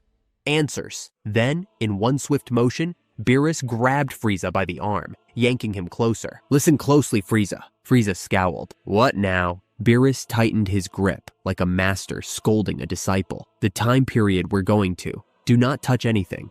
In fact, I don't want you out of my sight for even a second." Frieza scoffed. "You act like I would be foolish enough to." Beerus's voice dropped into a dangerous growl. "Any small change creates a new timeline, and I am not about to deal with that headache on top of all this." Unlike other universes, where time travel alters the future, Dragon Ball's multiverse worked differently. Messing with the past didn't change the future. It created an entirely new, separate timeline, and instead of one, there would now be two realities in existence. Frieza rolled his eyes. "You didn't have to hit me, you know." Beerus glared. "You heard me. Don't mess with anything." Then his voice grew low, cold, and absolute. "I might not have my divinity anymore, but until a new god of destruction is appointed, I am still this universe's ruler." His gaze hardened. "And I still follow the rules." Beerus narrowed his golden eyes as he turned toward Frieza, his voice calm, yet carrying an unshakable authority. If you mess with the past, the time ring will kill both of us. It was a half-truth, a calculated lie. The time ring would kill Beerus if the timeline was disrupted, but Frieza, he wasn't wearing one. He'd be completely fine. But Beerus wasn't about to tell him that. There was one thing Frieza feared more than death: humiliation. The last time he had been utterly powerless, he was trapped inside a cocoon, tormented by stuffed animals singing in harmony. Beerus smirked. That should keep him in line. Frieza's expression twisted in frustration, but he sighed and placed a hand on Beerus's shoulder. Fine, but this better be worth it. Without another word, Beerus activated the time ring, focusing his mind on the exact moment when he was first sealed away by the evil containment wave. The air around them shimmered, twisting and bending as if reality itself was rejecting them. Then, in an instant, they vanished. The moment their feet touched the ground, they were met with a familiar battlefield, the scene of Beerus's greatest disgrace. Before them stood his past self, roaring in fury as he struggled against the pull of the evil containment wave. The swirling vortex of divine energy spiraled around him, sealing him away in a tiny jar, a fate no god of destruction had ever suffered before. And standing before the jar was Goku, panting heavily, his aura still glowing from the battle. Frieza chuckled darkly, arms crossed. Well, well, it seems the mighty Lord Beerus isn't so mighty after all. Allowing himself to be bested by a monkey? Beerus's eyes flashed red. Frieza froze. For a moment, a chill ran down his spine. Beerus's gaze burned through him, a silent promise of what would happen if he pushed too far. Frieza quickly cleared his throat, raising his hands defensively. A joke, of course, a joke. Beerus turned his attention back to the battlefield, ignoring Frieza's nervous laughter. But then, his stomach dropped. Something was wrong. His past self, the one trapped inside the jar, had noticed him. For a split second, their eyes met. Oh crap! Beerus clenched his teeth as he felt his mind screaming at him. I messed up on the first try, damn it! Frieza, still relaxed, gave him a sideways glance. How so? Beerus's expression darkened. Think, Frieza. In the original timeline, I was sealed away.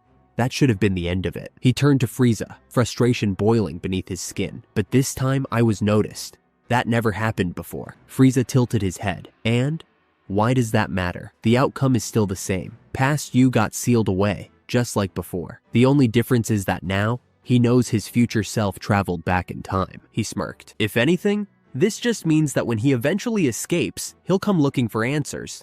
Just like you are right now. Beerus blinked, then exhaled slowly, rubbing his temples. You're right, I'm overreacting. Shoving the thought aside, he focused on the real goal. Beerus and Frieza jumped through different points in time, observing everything from the shadows. They saw Quitella obliterate the time chamber, trapping Goku. They witnessed the Saiyans battling the gods of destruction and the angels, the cosmic war shaking the very fabric of reality. But most importantly, Beerus saw how Whis died. Beerus stood frozen, watching the moment play out in front of him. Whis, his mentor, his attendant, his brother, had sacrificed himself for him, for the Saiyans, for Universe 7. His heart tightened, but he refused to let himself break. So, he gave his life for me. Beerus's voice was quiet, but filled with something unrecognizable, something raw. He watched as Whis' golden halo flickered and shattered, his divine form fading into the void. He died believing in something. Beerus clenched his fists. Whis! You fool! Frieza watched the scene with a raised eyebrow, but said nothing. Then, Beerus did something no one had ever seen him do before. He knelt. His gaze never left Whis' fading form, his hands tightening at his sides. I never knew you felt this way. His voice was steady, but filled with unspoken emotions. You despise the laws of this world. You despise the gods, even your own father. His aura flared violently, cracking the ground beneath him. I will fight for what you believed in. He rose, his expression unreadable. I will create the world you envisioned. His eyes burned with conviction. Even if I have to die to do so. Frieza remained silent, his smirk slowly fading, as he saw something in Beerus he had never witnessed before. Determination. Not just arrogance. Not just power. Something deeper. A resolve that even a god of destruction had never carried before. Beerus looked down at his hand, the time ring still faintly glowing. For a moment, just a moment, he considered changing history, creating a new timeline, one where Whis survived, one where things ended differently. But he knew better. The time ring couldn't change divine fate, especially not one decreed by the Grand Priest or Zeno. And so, as much as it burned in his chest, he let the past remain the past. Beerus had seen enough. He had witnessed history unfold before his eyes, seen the truths that had been hidden from him for far too long. The battle, the betrayals, the death of Whis, it had all led to this moment. But then, a thought struck him, his brother. Without hesitation, he activated the time ring once more, his mind locking onto the moment in history where Champa had met his fate. In an instant, he and Frieza vanished,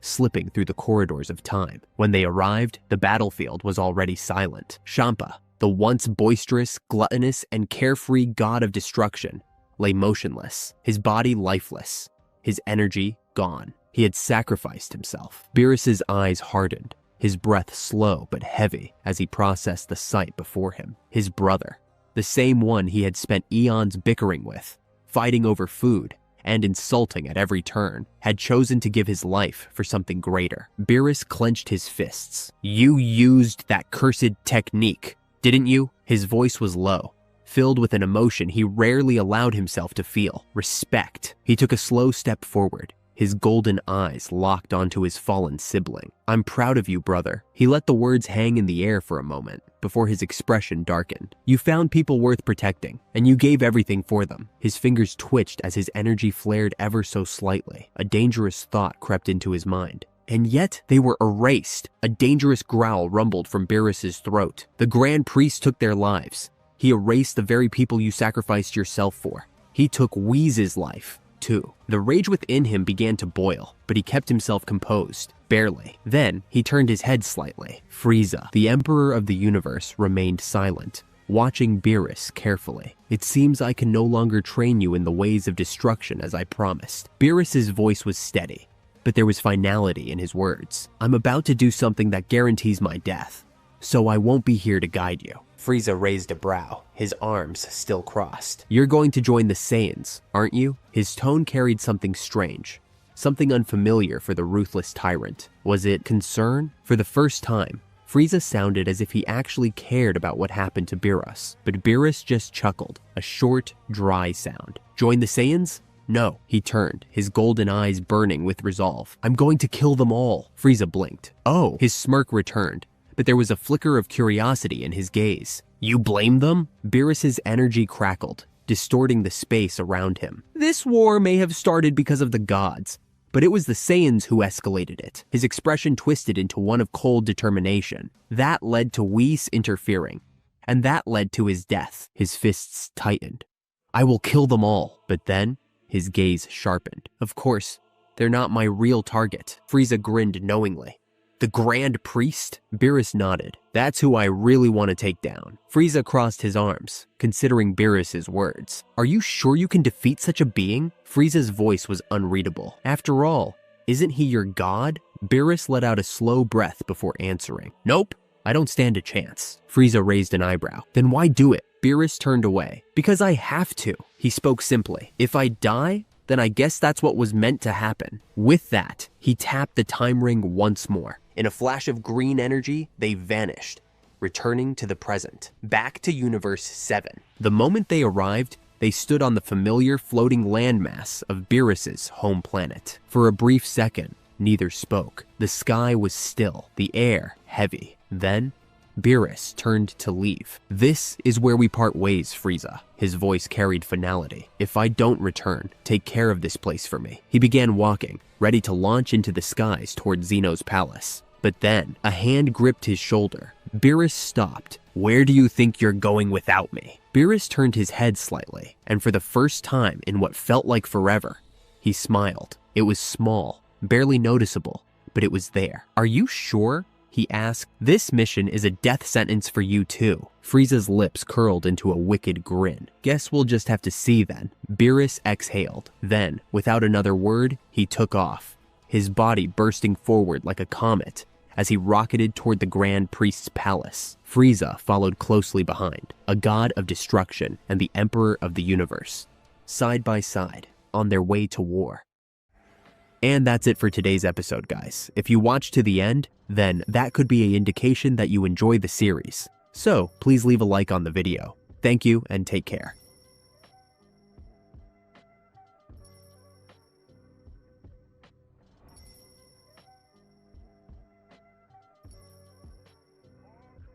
Scene changed to planet Namek. The skies above. Planet Namek churned violently as a dense aura of raw, unfiltered power raged outward like an untamed storm. The entire planet trembled beneath its weight, as if the very world itself was acknowledging the ascension of its new force. Standing at the center of this eruption was Omega Piccolo, a warrior reborn. His muscles pulsed with newfound strength, veins running electric with divine energy, as crackling arcs of lightning surged across his emerald skin. This was no ordinary transformation, no mere fusion. This was something far greater. Piccolo had fused with not just one, but two of the eternal dragons. The sheer intensity of his power stretched beyond anything the universe had ever witnessed, balancing the fragile line between mortal and divine. He flexed his fingers, watching as streaks of lightning danced from his fingertips to his forearm, their energy burning the very air around him. He took a deep breath,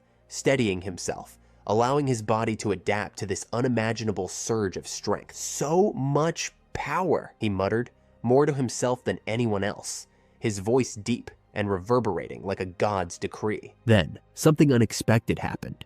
The entire Namekian race, those who had been watching from a distance, all fell to their knees. It was not out of fear nor desperation. It was something far greater, a solemn act of respect. Even Elder Guru, the oldest and most revered among them, struggled from his chair, placing both palms on the ground, bowing in reverence. His voice, weathered with age yet firm with wisdom, spoke the words that none had ever dared to utter before. All hail, King Piccolo. The words echoed across the vast plains, carried by the voices of hundreds of thousands of Namekians as they emerged from their homes, their sacred pods, their places of rest. All of them joined in unison, their voices rising into the heavens. All hail, King Piccolo! Piccolo's sharp eyes scanned his people, the weight of their expectations pressing against him like a mountain. For the first time, he truly felt what it meant to be more than just a warrior. He was a protector, a leader. He turned his gaze towards the dark presence looming in the distance. Azazel, the entity that had brought destruction and chaos upon this world. The one who had threatened the very existence of his people. His anger surged,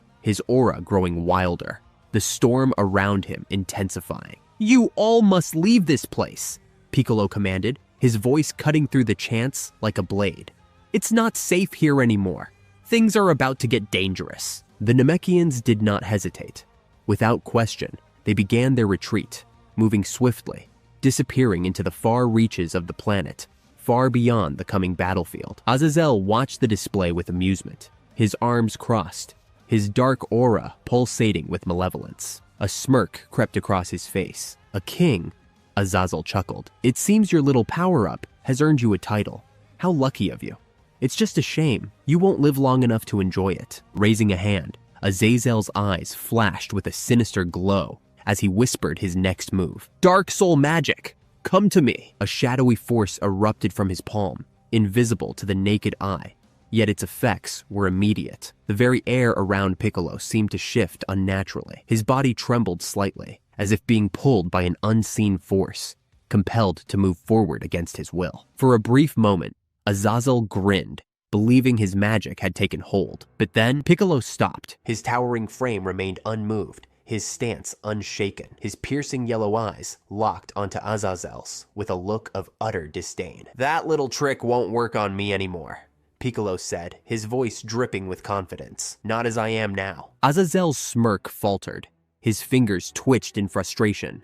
With a sharp motion, Azazel fired a devastating Hakai energy blast, the black-purple sphere rocketing towards Piccolo at blinding speed. The sheer pressure of it cracked the ground beneath it as it tore through the air. Piccolo didn't flinch.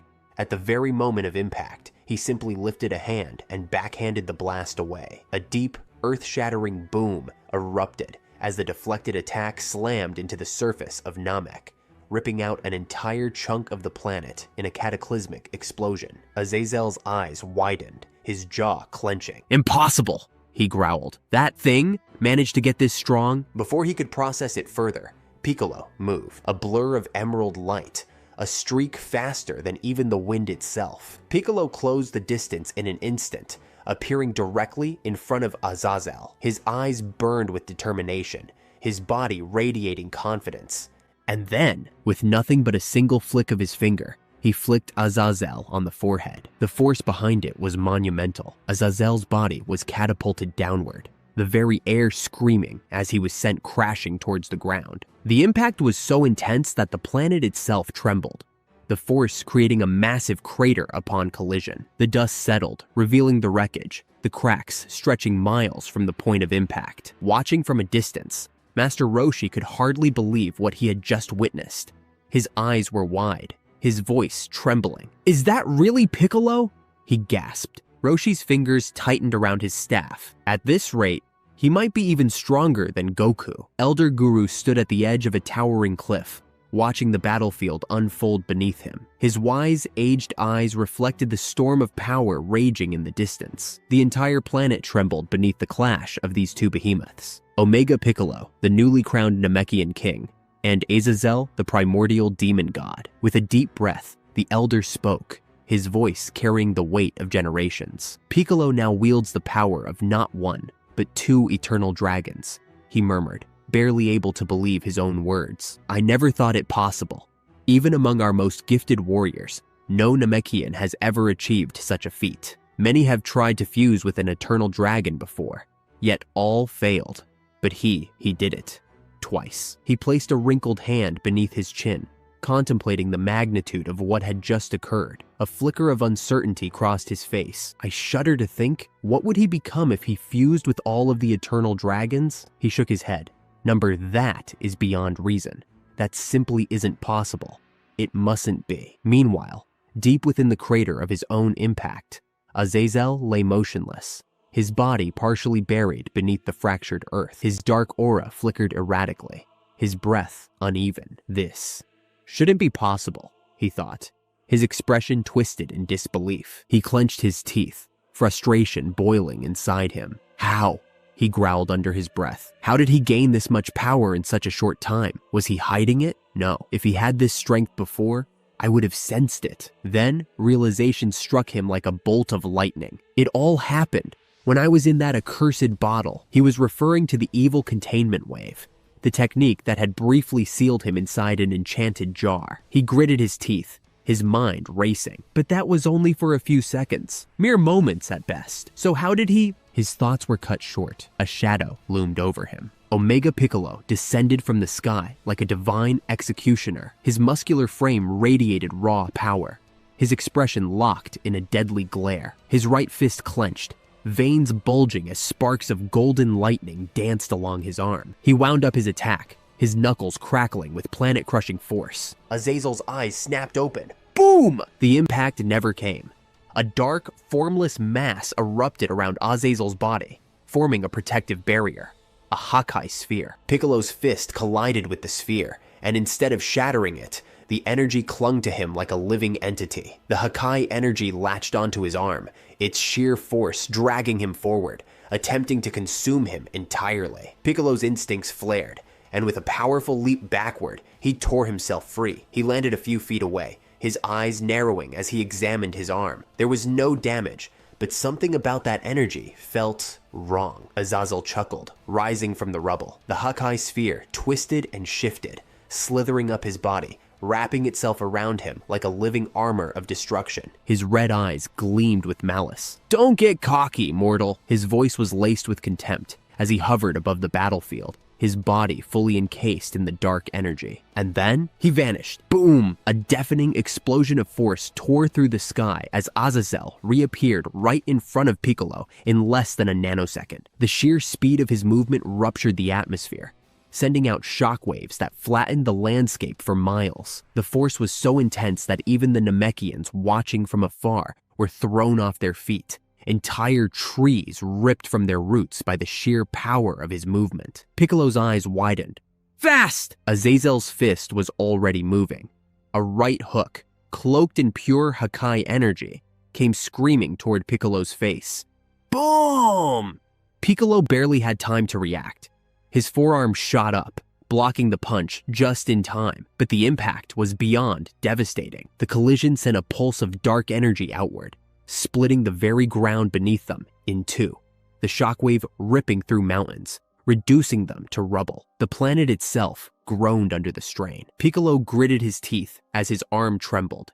His strength, it's insane. He could feel it. Azazel wasn't just coating himself in Hakai energy. No, he had fused with it. Azazel grinned wickedly, his violet-black aura crackling with malevolence. "What's wrong, King Piccolo?" he sneered. "You didn't think I'd let you have all the fun, did you?" Piccolo's sharp mind quickly processed the situation. He's stronger when he channels this destructive aura. If I'm not careful, even a single mistake could erase me completely. He had no time to hesitate. With a sharp pivot, Piccolo twisted his body and launched a brutal counterattack, driving a powerful elbow strike towards Azazel's temple. Wham! Azazel barely had time to block. The force behind Piccolo's strike sent out a shockwave of golden energy, creating a violent clash of divine versus destruction. Sparks flew, the air itself burning from the friction between their auras. Azazel laughed, clearly enjoying the fight. His hand shot forward, gripping Piccolo's wrist. His voice dripped with amusement. "Hakai force is more than just energy," he said, his grip tightening like a vice.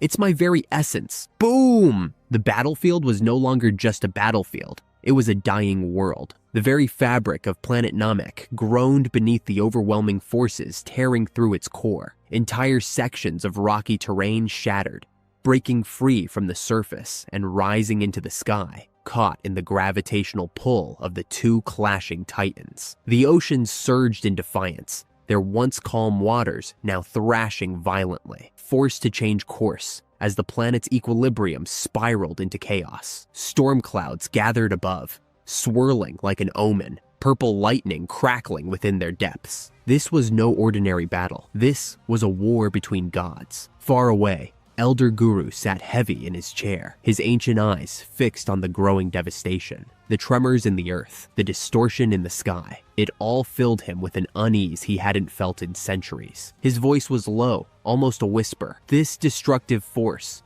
I fear for Namek." His frail hands trembled slightly. "Can Piccolo hold on?" Beside him, Master Roshi stood with his arms crossed, his usually lighthearted demeanor absent. The old martial artist had seen countless battles in his lifetime, but nothing like this. The sheer pressure of the two warriors' power was suffocating, pressing against his chest like a boulder. He gritted his teeth. "I've never felt anything like this." A strong gust of wind nearly knocked his hat from his head, and he had to hold it down to keep it from flying away. Even Goku's mightiest battles never shook the planet quite like this. His voice carried a mix of awe and fear, and the battle was only getting started. On the battlefield, Omega Piccolo saw an opening and took it. With explosive speed, he lunged forward, channeling every ounce of battle knowledge he had ever gathered into the perfect storm of close-quarters combat. His arms and legs moved in a blur, each strike a calculated, ruthless execution of skill and power. Rapid jabs, crushing elbow strikes, spinning low kicks,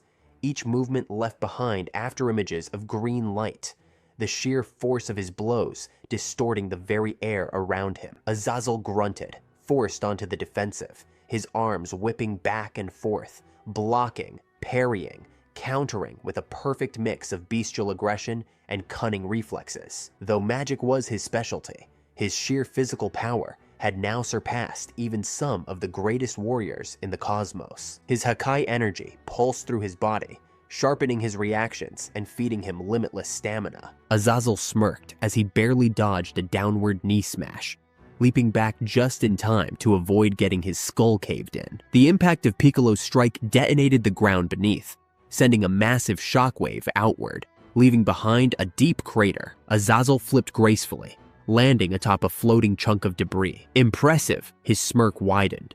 "But let's see how you handle this." Raising a single clawed hand, Azazel's palm crackled with swirling black energy. A deadly twisting mass of destruction materialized, warping the air around it. "Hakai Ripper!" he roared. With a single horizontal slash, the dark wave of pure annihilation ripped through space itself, cutting toward Piccolo's chest. The attack didn't just move, It bent reality around it, distorting time and matter in its wake. Piccolo's eyes narrowed. Too fast to block, too strong to tank. At the very last moment, he twisted his body, the crescent wave barely grazing his shoulder. The sheer heat of its energy seared through his uniform, leaving a burning mark on his skin. A faint sizzle filled the air. Piccolo exhaled sharply, his golden aura flickering around him. "That was close," he muttered. His gaze darkened, his fists clenching. He won't get a second chance. Piccolo moved. This time, he weaved through the battlefield like a phantom,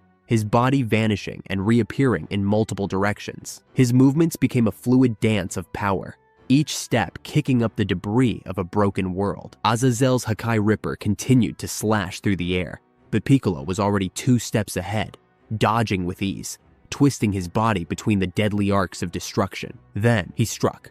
With a thunderous roar, Piccolo dashed in close, closing the gap in a fraction of a second. His knee drove forward, slamming straight into Azazel's midsection with tremendous force. Boom! Azazel's eyes widened in shock, a grunt escaping his lips as the attack knocked him back several yards, his boots scraping against the rocky terrain. Before he could recover, Piccolo extended his arm, his Namekian physiology allowing him to reach beyond normal limits. His elongated fingers wrapped around Azazel's wrist with iron grip strength. "Take this!" Piccolo bellowed. With a powerful twist of his hips, he swung Azazel overhead, flinging him through the air like a ragdoll before brutally slamming him into a jagged rock formation. Boom! The impact shattered the mountain-sized structure, sending an avalanche of boulders cascading down over the demon god. For a brief moment, everything was silent. Then, a deep rumble echoed through the battlefield. The cloud of dust that had risen from the wreckage lingered in the air, obscuring everything from view. Was it over? The warriors watching from afar held their breath. Piccolo hovered in the air, his chest rising and falling with each controlled breath. His body burned with exertion, yet his focus remained razor sharp. He knew better than to assume that was the end. Sure enough, boom! The entire pile of debris that had buried Azazel erupted outward, a shockwave of purple-black energy radiating from the impact. Jagged rock formations were obliterated, the very air crackling under the sheer force of the demonic aura. And there he stood, Azazel. His body was battered, bruised, but far from broken. A sinister grin stretched across his face, his crimson eyes gleaming with wicked amusement. The dark energy coiling around him moved like a living creature, licking at his wounds, sealing them shut, reinforcing his already monstrous aura. "You dare fling me like a ragdoll?" Azazel snarled, his deep voice reverberating through the battlefield. "You'll pay for that." His aura exploded outward, and the ground beneath him began to liquefy, the intense heat of his Hakai presence scorching the very fabric of the planet. Namek itself seemed to scream in agony as veins of black lightning shot through the trembling earth. From the distant cliffs, Elder Guru's aged voice carried across the howling wind. "Azazel, his connection to destruction seems limitless." His old eyes widened, reflecting the purple glow of the battlefield. "Piccolo, you must be careful." Standing nearby, Master Roshi clung to his staff, his expression grim. The sheer pressure of the 2 titans' power was suffocating, making it hard for even a seasoned martial artist like him to remain standing. This level of power," Roshi muttered, his voice barely above a whisper. He gritted his teeth, pressing a firm hand against his hat to keep it from flying away in the storm of energy. The sky above darkened, as if the universe itself recognized the threat unfolding on Namek. Piccolo's gaze never left Azazel. He could feel it.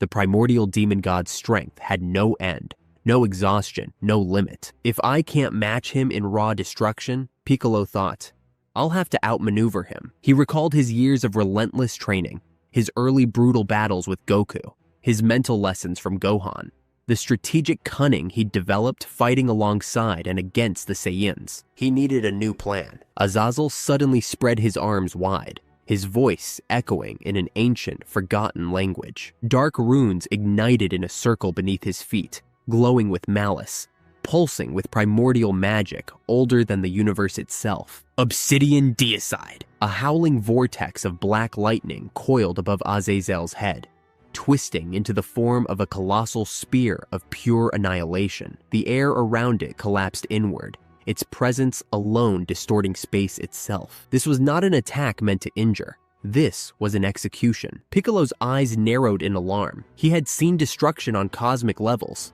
But this? This attack could erase Namek in an instant. He clenched his fists, summoning the divine might of the eternal dragons that now surged within him. "I won't let that thing touch this planet," he growled, golden green energy crackling along his arms. He took a slow breath, focusing every ounce of Kai into a single point. Then, Dragon King's focus beam, a blinding column of green-gold energy, erupted from Piccolo's fingertips. A beam so concentrated that the very air trembled from its force. It met Azazel's spear head-on. Boom! The collision was nothing short of apocalyptic. The sheer impact of the two energies tore the sky apart, leaving a gaping void where clouds had once been. Thunder rumbled, but not from the heavens.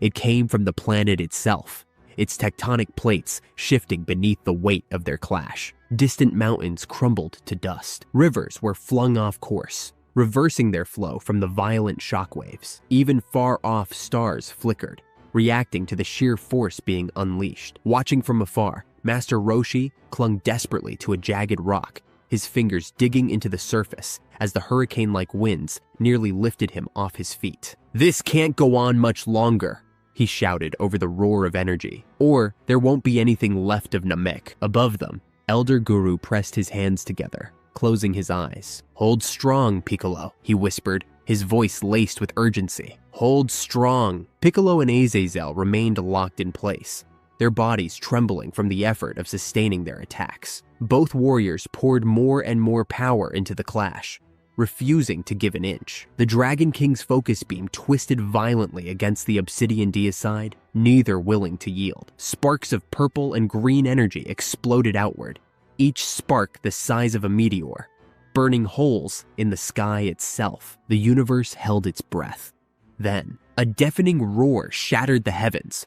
Boom! The energy detonated in a blinding flash of light, so powerful it could be seen from space. The shockwave engulfed both warriors, tearing across Namek in an unstoppable tidal wave of destruction. Piccolo crossed his arms, bracing against the impact, feeling the force slam into his body like a raging storm. Azazel, too, dug his heels in, his Hakai aura flickering, his expression twisting as he fought against the force. When the light finally faded, both fighters hovered in the air, breathing heavily. Neither had gained a definitive edge, but the devastation around them spoke volumes. Azazel spat onto the ground, the droplets sizzling against the ruined terrain. His crimson eyes flickered with a mix of amusement and irritation. "You're resilient, I'll give you that," he said, his voice dripping with malice. He rolled his shoulders, his aura swirling violently around him. "But let's be honest here," he exhaled slowly, his smirk returning, though this time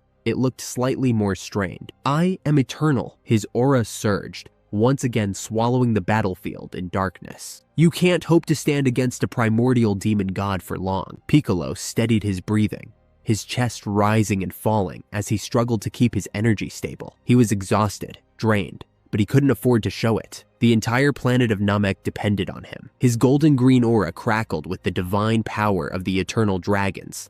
But even that power had limits. He could feel the weight of the battle pressing down on his body, every movement slower than before.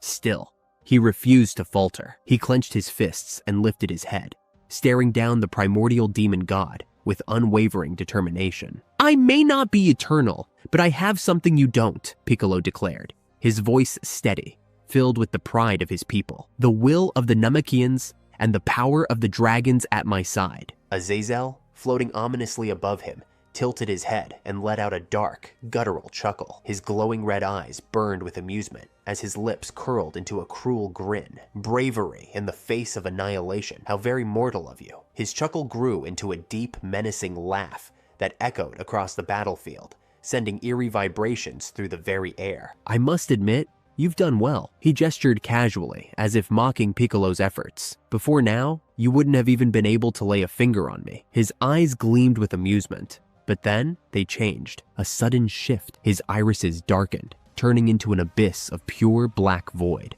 radiating the true essence of a demon. Azazel's grin widened as his body trembled, his Hakai aura twisting violently, surging outwards in a tidal wave of destruction. But Piccolo's sharp senses went into overdrive. Something was wrong. "No!" he muttered under his breath, his eyes widening as he felt the sudden, violent shift in power. Azazel's body erupted with new energy, the sheer pressure alone crushing the land beneath him. His aura expanded at an alarming rate, shaking the entire planet to its core. Namek itself cried out as its very existence trembled beneath his presence. "I wasn't even using my full power!"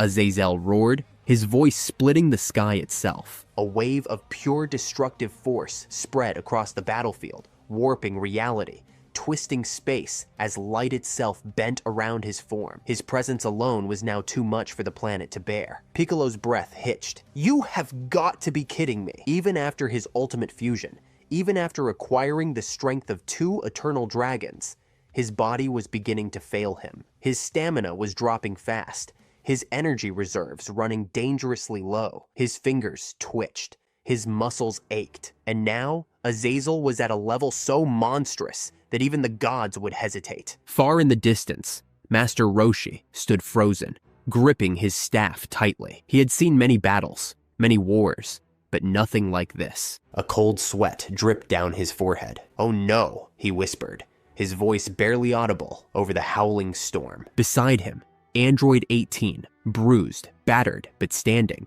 clenched her fists, her blue eyes burning with emotion. "What are you saying, old man?" she snapped at Roshi, her voice shaking with frustration and grief. "That this fight is over?" She couldn't accept it. Not after everything. She had already lost so much. Her brother, her husband, the 2 people she loved most in this world, gone. And now, if Piccolo fell, then it all would have been in vain. Azazel's body flickered, and then, boom! He launched forward, tearing through the air at impossible speed, his fist surging with Hakai energy, aiming to end Piccolo in a single, decisive strike. Piccolo's instincts screamed at him, and he charged in as well, his own fist winding back, crackling with the last remnants of his divine power. There would be no retreat, no second chances.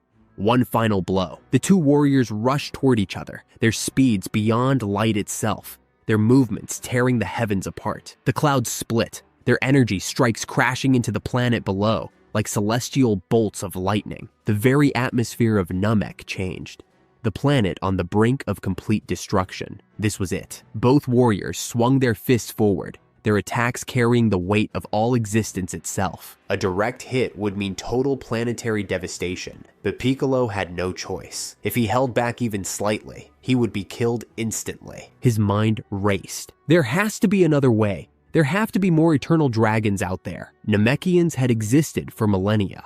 Surely there had to be others. His fist was inches away from impact. Azazel's smirk widened. "It's over, Namekian." But then something unexpected happened. A shockwave of golden energy erupted through the battlefield, completely halting both warriors mid-strike. The air distorted as a colossal new presence entered the battlefield. Piccolo's eyes widened in shock. Azazel's smirk faltered for the first time. Then, boom! A massive explosion of raw, untamed power shook the battlefield as a figure descended from the heavens. The ground split apart beneath his landing. The air vibrated from the sheer force of his aura. And then, through the smoke and golden flames, a deep, guttural voice rumbled across the battlefield. Super Saiyan 6 Broly had arrived. The moment Broly moved, the entire planet shifted. A sudden blast of energy erupted from his feet, and in the blink of an eye, he was gone, his sheer acceleration sending shockwaves through the planet's core. The force of his movement was so immense that planet Namek momentarily shifted off its orbit, the sky distorting as if reality itself had to catch up with his speed. He was faster than both Piccolo and Azazel combined. And then he appeared right between their attacks. Both fists came crashing down toward him, one fueled by divine dragon energy, the other pulsing with Hakai-fueled destruction. Without hesitation, Broly extended both arms outward, his palms open. The moment their strikes made contact with his hands, the entire planet trembled under the sheer force of the impact. A violent detonation erupted, engulfing the battlefield in an explosion that could have erased an entire solar system. Yet, Broly didn't budge. His arms flexed, his muscles hardened like indestructible steel. He absorbed the force head on, his expression remaining calm yet focused. How? Piccolo gasped, eyes widening. Azazel's grin twisted into a snarl. Impossible! Then, Broly roared. From his grip, a burst of green-gold energy erupted, sending both Piccolo and Azazel hurtling backward from the sheer force of his power. And then, the sky itself split apart. In Broly's hands, something ancient, powerful shimmered into existence. A legendary staff, golden in color, stretching into the heavens. It wasn't the real Monkey King's staff. That one still lay buried with the body of Wukong beneath the sacred mountain. But this was its manifested form, a temporary weapon forged from Broly's will. It could only exist for 20 seconds at a time, but that was all the time Broly needed. As the excess energy from the detonation raged around them, threatening to consume everything, Broly spun the staff in his hands, twirling it at incredible speeds. The golden staff glowed, absorbing the wild radioactive energy, dispersing it upward into the skies of Namek. Boom! In a single, blinding flash, the sky lit up like 1,000 suns exploding at once. The clouds completely vanished, burned away by the aftershock. For the first time since the battle began, Namek's sky was completely clear. As the light faded, Broly acted instantly. His right hand, still gripping Azazel's fist, suddenly tightened, a monstrous pressure snapping through Azazel's wrist. Crack! Azazel's eyes went wide in shock. Ugh! Broly's grip was absolute, his strength beyond anything the demon god had anticipated. Before Azazel could react, Broly swung him like a ragdoll, his massive arms rotating with monstrous force. Then, he threw him. Boom! Azazel's body shot downward like a meteor, crashing into the planet's surface with a cataclysmic impact. The ground ripped apart, sending jagged mountains and valleys crumbling under the sheer force of his descent. For the first time, Azazel was hurt. Piccolo hovered in the air, still catching his breath. His eyes scanned Broly, disbelief clear in his expression. Broly? Is that you? The massive warrior turned, grinning. His hair, now a wild golden white, flickered like a supernova, his aura vast and immeasurable. Yeah, it's me, Broly chuckled. Piccolo's gaze hardened. You look different and stronger. Broly smirked, flexing his fingers. I feel different, stronger than ever. His eyes flickered toward Piccolo's glowing form. And you've changed too. His voice rumbled with amusement. I gotta say, Piccolo, if Goku were here right now, he'd be losing his mind. Piccolo exhaled, shaking his head. You have no idea. Broly nodded. The way you fought, how you kept up with him, even landing blows. That's impressive. His grin widened. You had real power behind those strikes. Then, his expression grew serious. But if I hadn't stepped in, you two would have destroyed the planet. He tilted his head toward Piccolo. And you wouldn't want that, right? I mean, you've got someone here you're trying to protect. His gaze shifted toward Chilai, standing in the distance. Piccolo let out a low chuckle.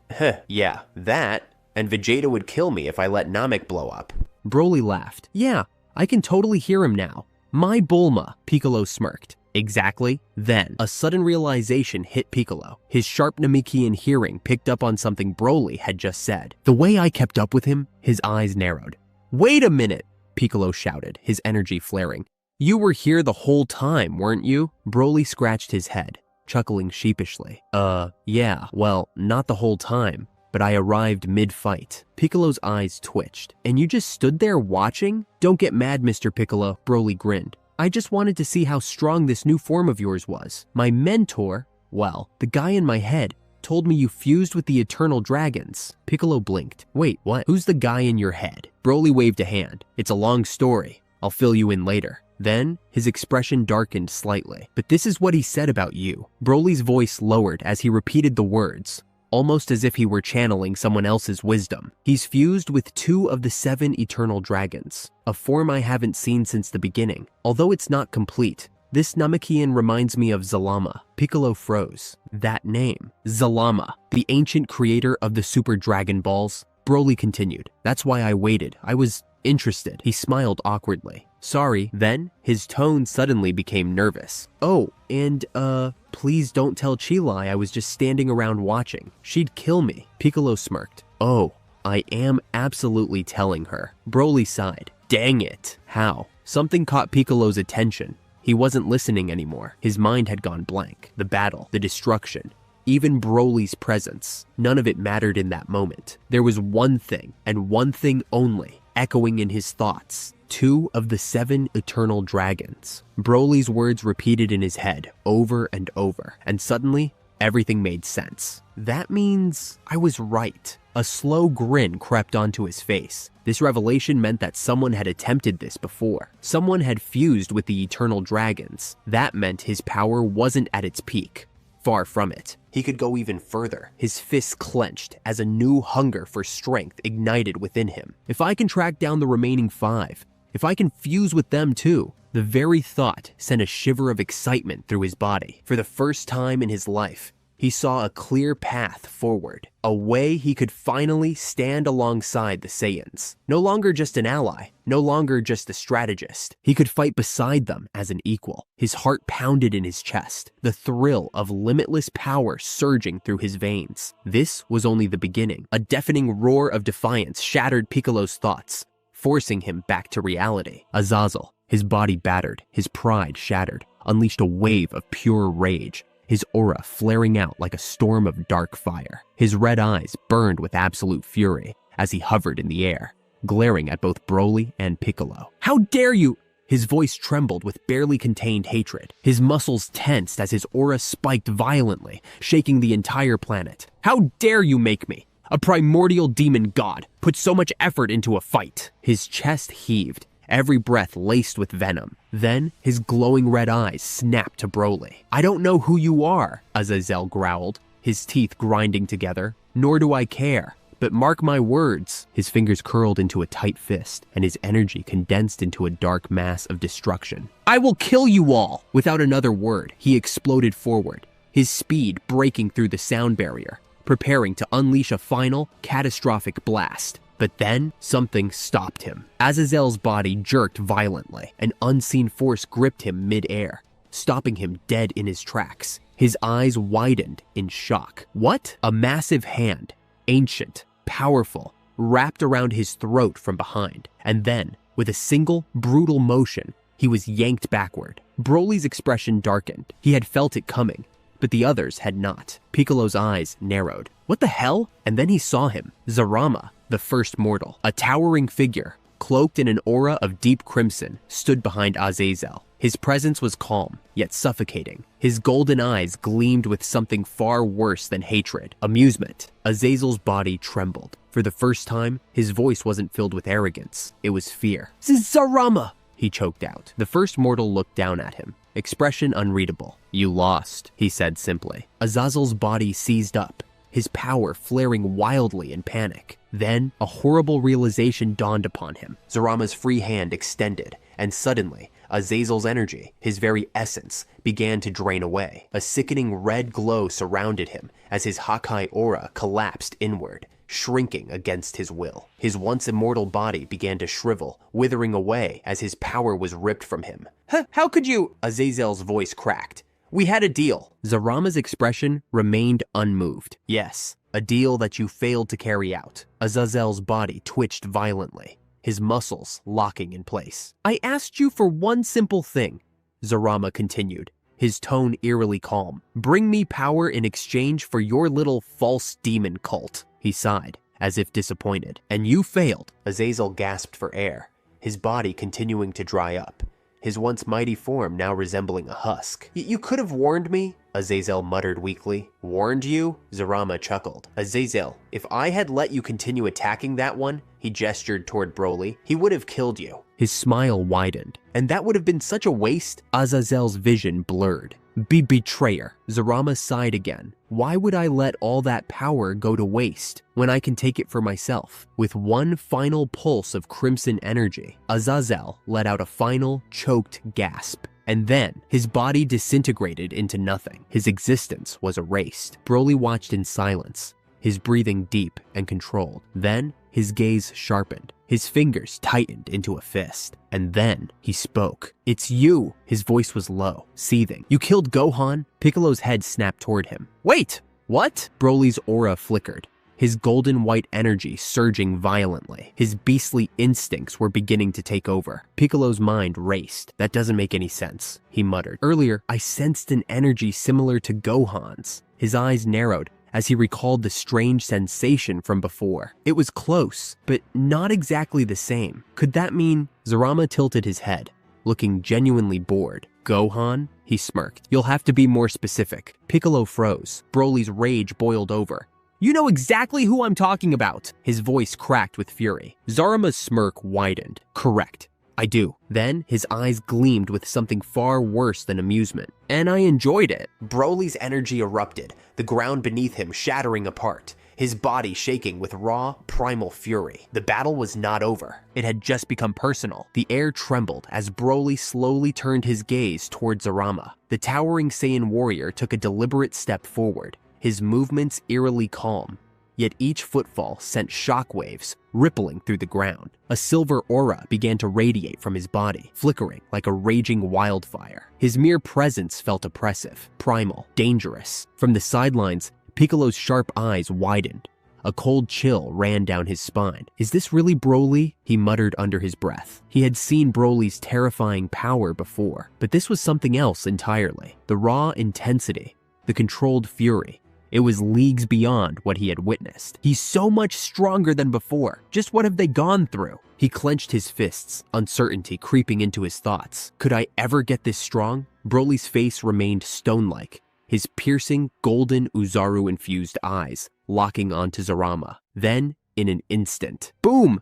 Broly blasted off. His body vanished from sight, leaving behind a violent shockwave that cracked the very air. In the blink of an eye, he was already upon Zarama, his fist screaming toward the ancient being. Zarama's instincts flared. He leapt back, his body phasing through a portal that materialized behind him. His movement was seamless, fluid, like slipping through the fabric of space itself. He's fast, Zarama muttered, landing on the other side of the portal, his crimson eyes narrowing. A faint smirk played on his lips. However, today is not the day we fight. His voice was calm but resolute. He turned his head slightly, glancing at the battlefield below. I only came to retrieve what is rightfully mine. His eyes flickered toward Azazel's fading energy, his prize. The portal behind him began to close. The cosmic rift crackled violently, its edges folding in on themselves. But just before it could disappear, a massive hand gripped the portal's edge. The very space trembled as Broly's bare hand,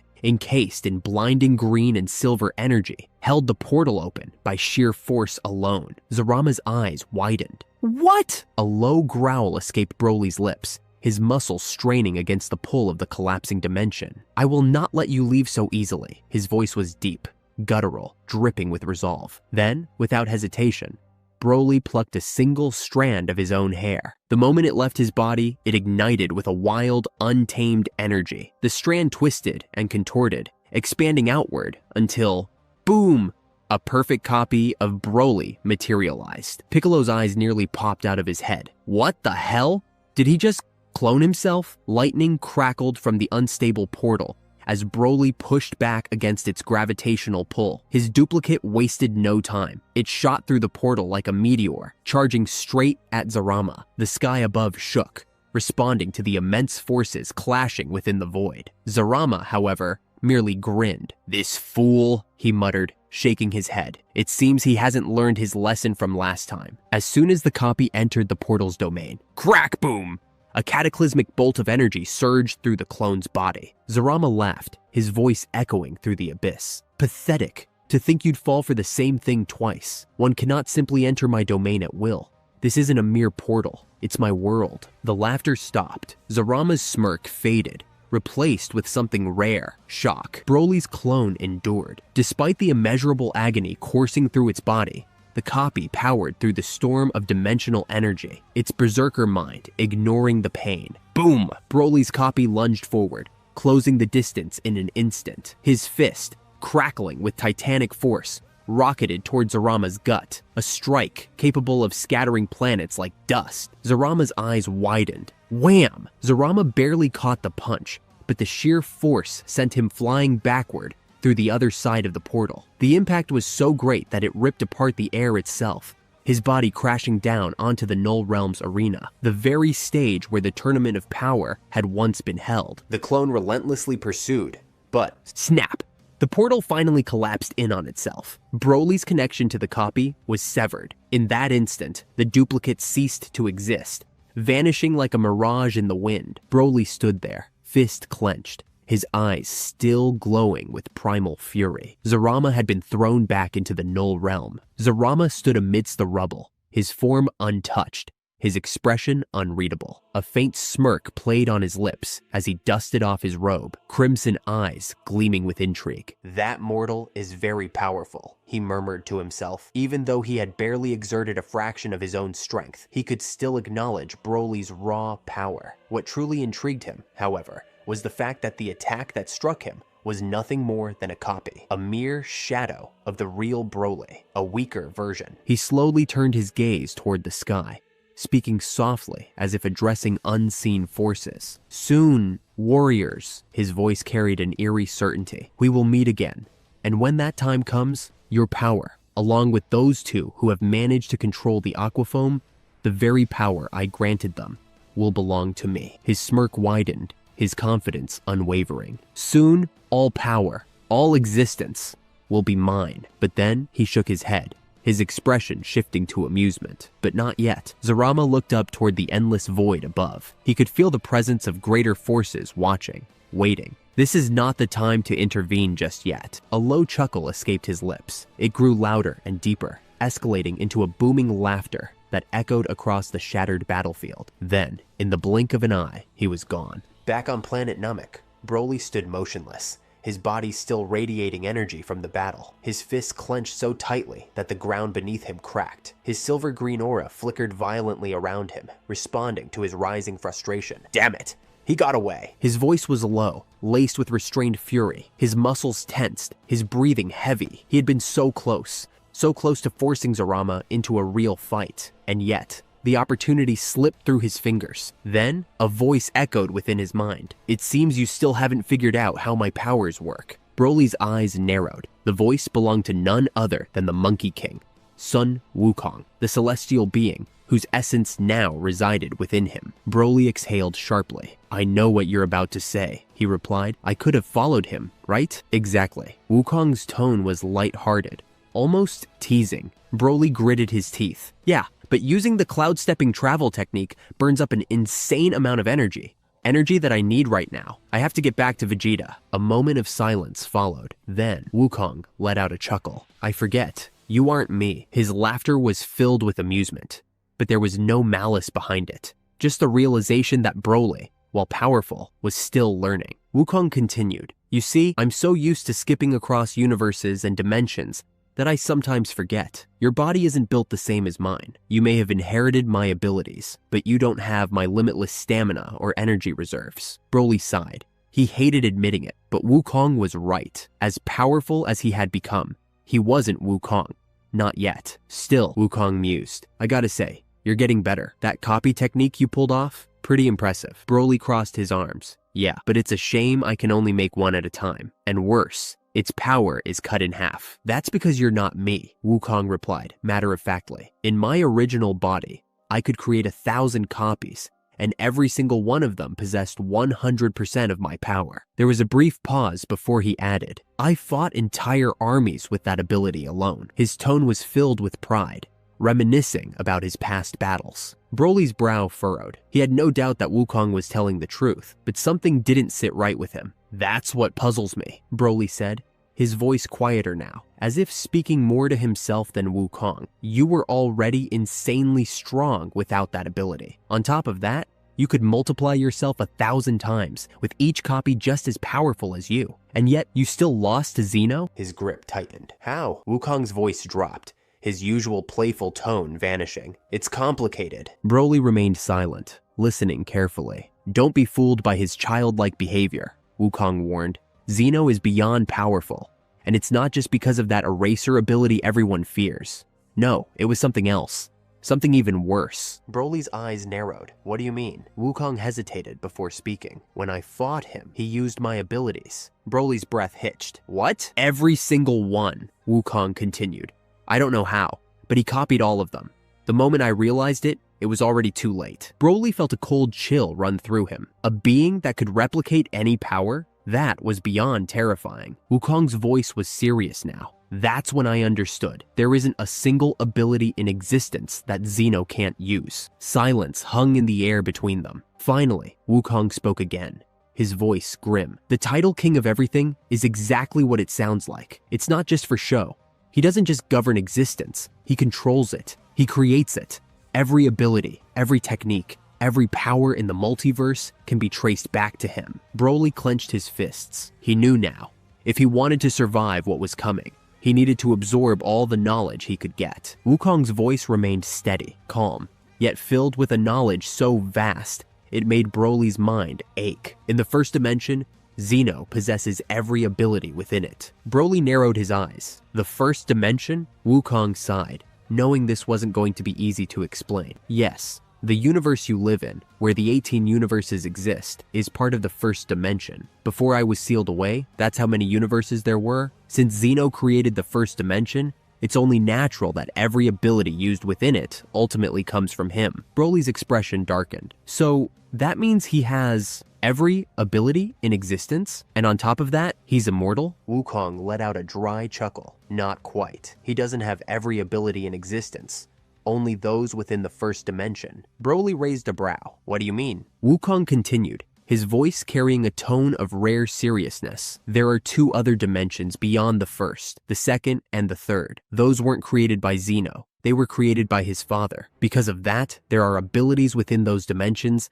that Zeno doesn't possess. Broly's mind was spinning. He had spent his entire life believing Zeno was an untouchable god, an all-powerful being beyond comprehension. But now, there were beings from outside his reach? In fact, Wukong added, that's where I obtained my most valuable ability, after I killed a god who tried to erase me. Broly's eyes flickered with interest. What kind of ability? A smirk laced Wukong's words. The ability to resist erasure. Broly clenched his fists. The implications of what Wukong was saying were monumental. If Zeno truly wasn't all-powerful, if there were beings beyond even his reach, then maybe, just maybe. But the sheer amount of information was overwhelming. His temples throbbed as he tried to process everything. He shook his head. It doesn't matter. Wukong paused. Huh? Broly exhaled, a small smirk forming on his face. Kakarot will find a way. I trust him. His voice was unwavering, filled with certainty. Wukong chuckled. That's one way to look at it. Broly crossed his arms. He's always been like that.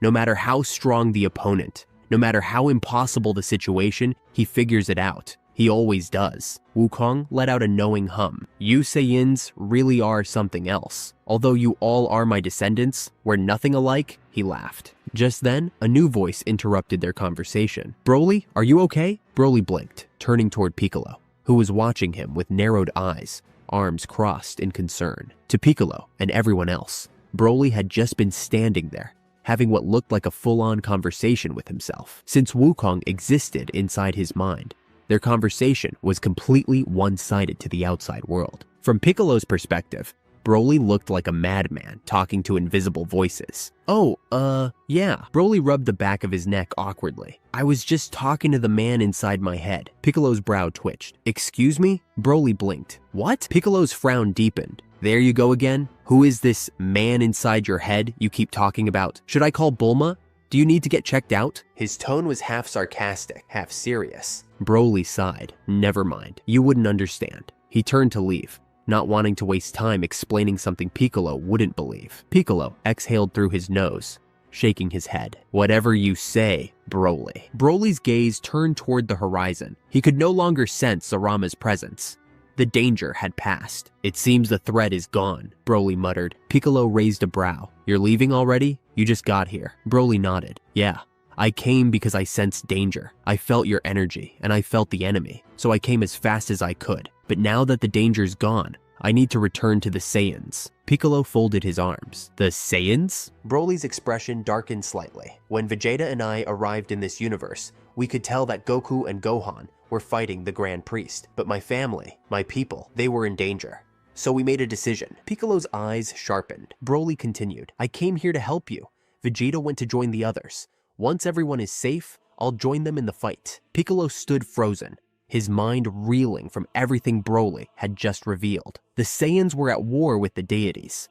Goku and Gohan were fighting the Grand Priest. The universe itself was hanging in the balance. It was too much to process all at once. But then, one specific piece of information snapped him back to reality. His sharp eyes locked onto Broly. "Wait, you said Gohan is with Goku?" Broly turned his gaze toward him, his face unreadable. "Yeah." Piccolo let out a slow breath, lowering his arms. Show off. His body relaxed, his muscles shrinking as his green skin dimmed. The immense power that had surged through him moments ago was now contained, drawn back into his core like a tide retreating from the shore. Though the battle was over, his mind remained sharp, calculating. There was still much to do. His senses expanded across the battlefield, searching for the lingering traces of power. The violent storm of energy had settled, but he had to be sure. Broly was gone, finally. But this wasn't victory. It was only a brief reprieve. He had to let the others know. With a sharp turn, Piccolo shot into the sky, a streak of green against the darkened heavens.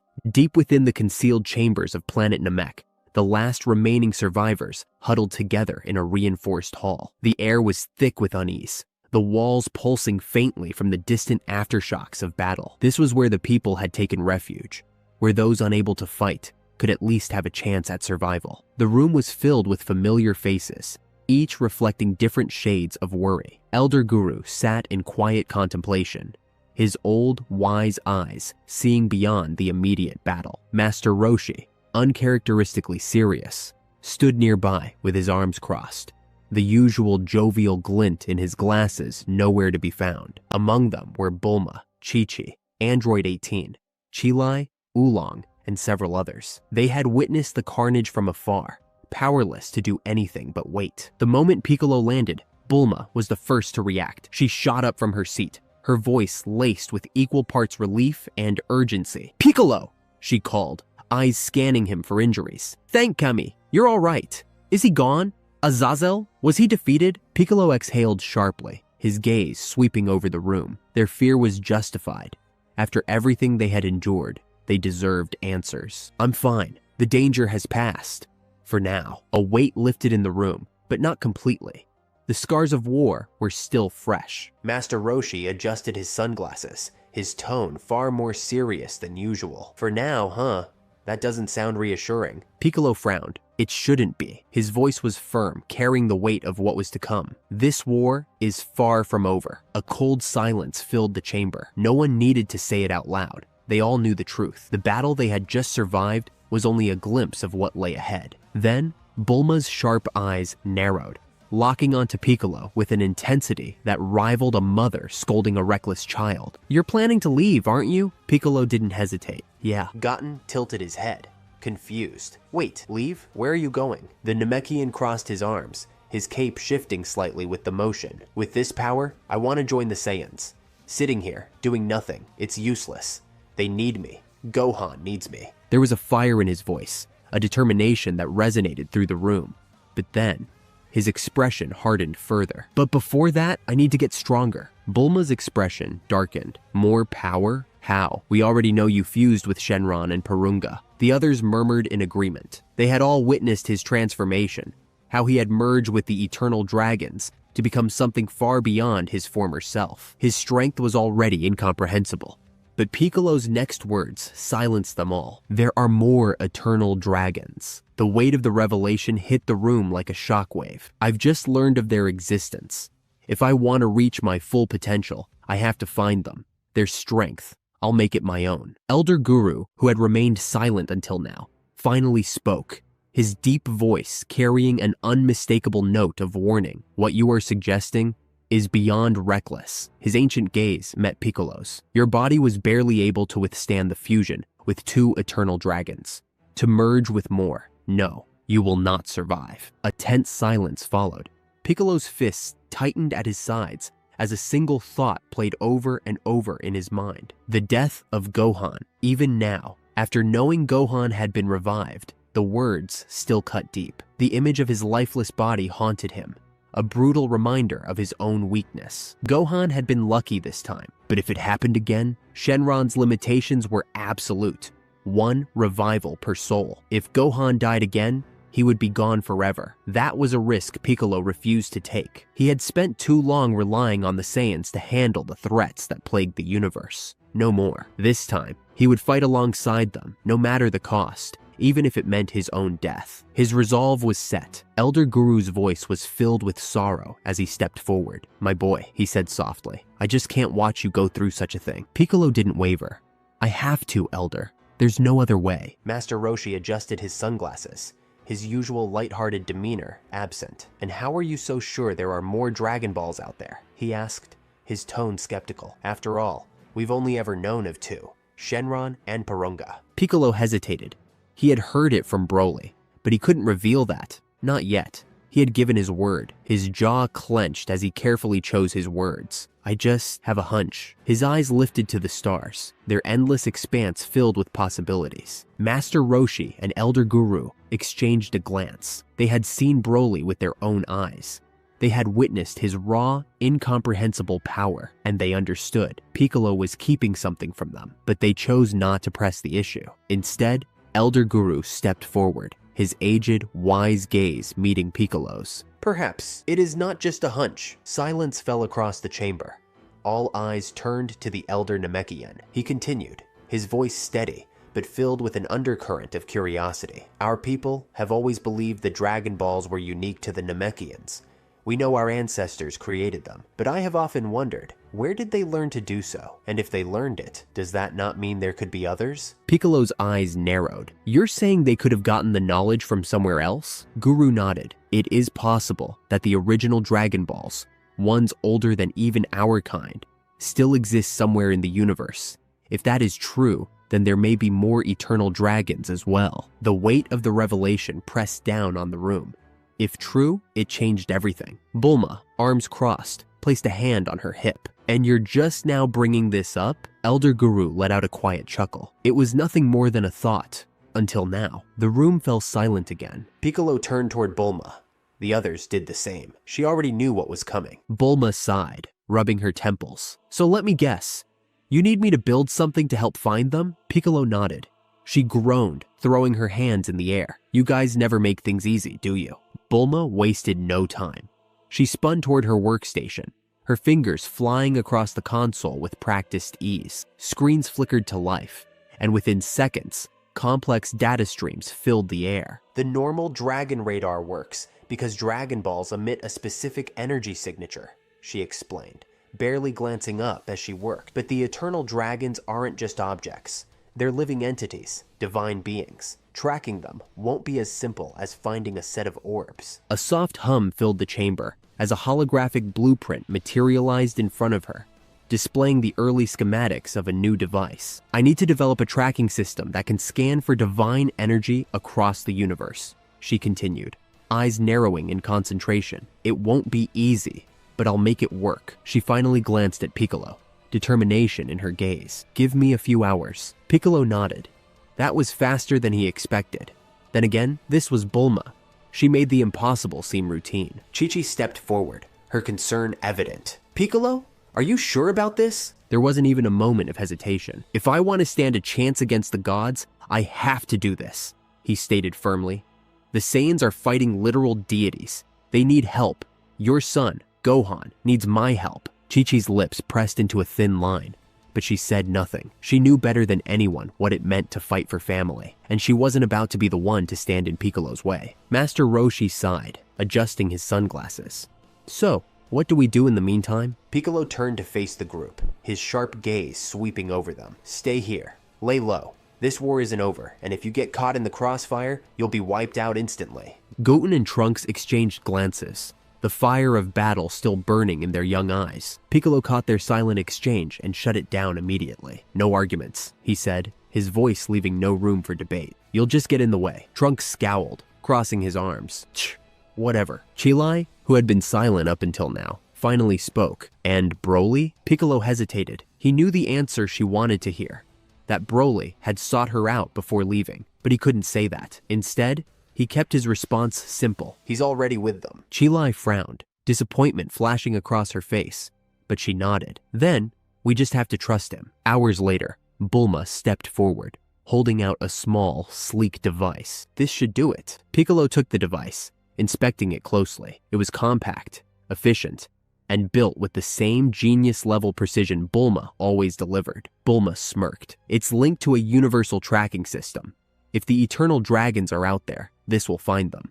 I designed it to pick up a signal, similar to Earth's Dragon Balls, but on a much larger scale. Piccolo gave a small nod. Good work. Bulma folded her arms, raising an eyebrow. Just don't break it. Piccolo turned back to face the group. This is where we part ways. Chi-Chi stepped forward, her expression softer than before. Please, just come back alive. Piccolo nodded once. You guys focus on staying hidden. I'll handle the rest. He turned toward the ship, the same one the Z-Fighters had used to reach Namek. Its engines hummed softly, already primed and ready for departure. Pausing at the entrance, Piccolo cast one final look back at them. He didn't say it out loud, but in his mind, the words rang clear. Goodbye, everyone! With that, he stepped inside, and the doors slid shut behind him. The doors sealed shut behind Piccolo with a final hiss. Inside the dimly lit cockpit, he activated the Universal Dragon radar, watching as the screen flickered to life. A silent hum filled the cabin as the device scanned the vastness of the cosmos, searching for the unmistakable energy signature of the Eternal Dragons. Piccolo's sharp eyes locked onto the screen, waiting. Then, blink. A soft green light pulsed on the radar. Then, another and another. Finally, at the very center, a red dot appeared. A location was found. Piccolo narrowed his eyes as the planet's name appeared in glowing letters. Planet Cereal, he frowned. The name wasn't familiar.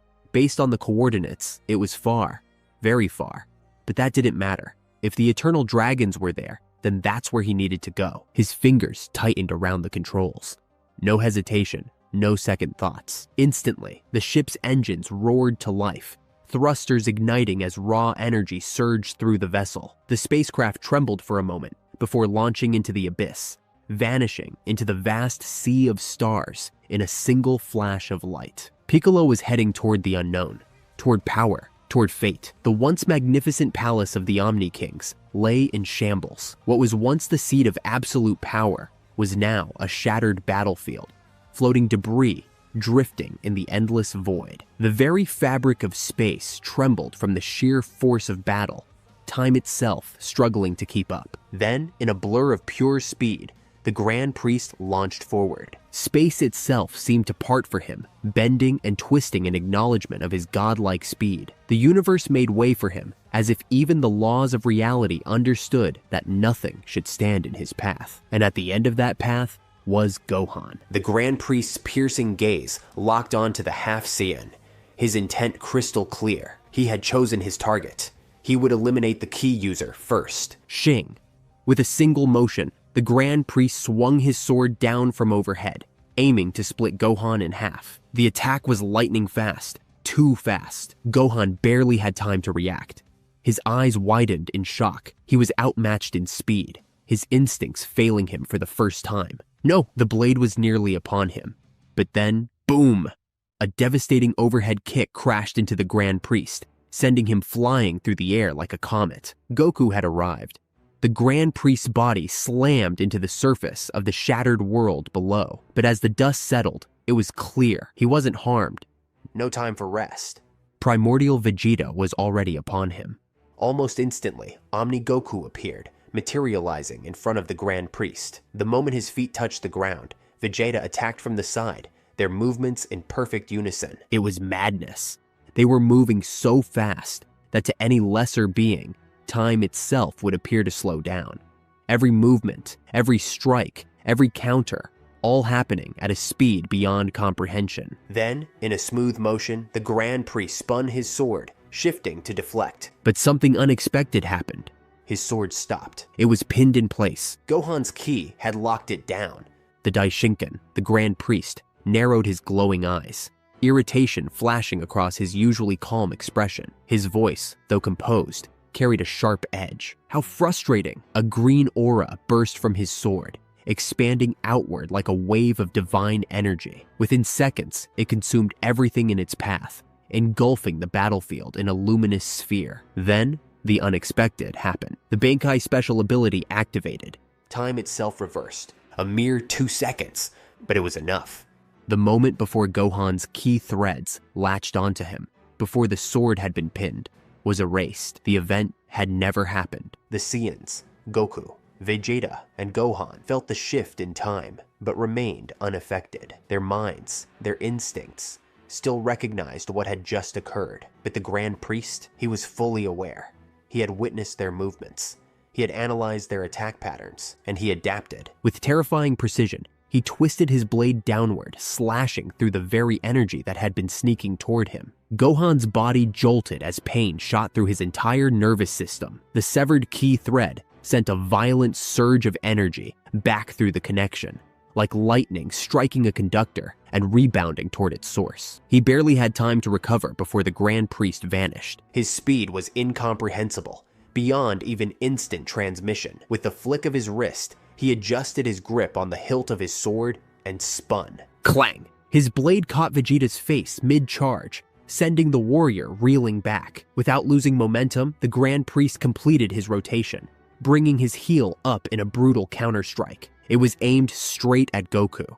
But unlike the others, Goku's instincts reacted. His Ultra Instinct took over, his body moving on its own. With only a single hand, he caught the Grand Priest's kick, absorbing the impact with a slight skid backward. Without hesitation, Goku fired a ki blast directly into the Grand Priest's chest, using the explosion as cover to retreat. Then, he attacked. Hyperdimensional Blitz! Goku's voice echoed across reality itself. In an instant, he disappeared. His body flickered across multiple planes of existence at once. His speed had surpassed anything conceivable, so fast that it warped dimensions as he moved. At the same time, Beast Kaioken Gohan activated his new ability, Reality Kai Warp.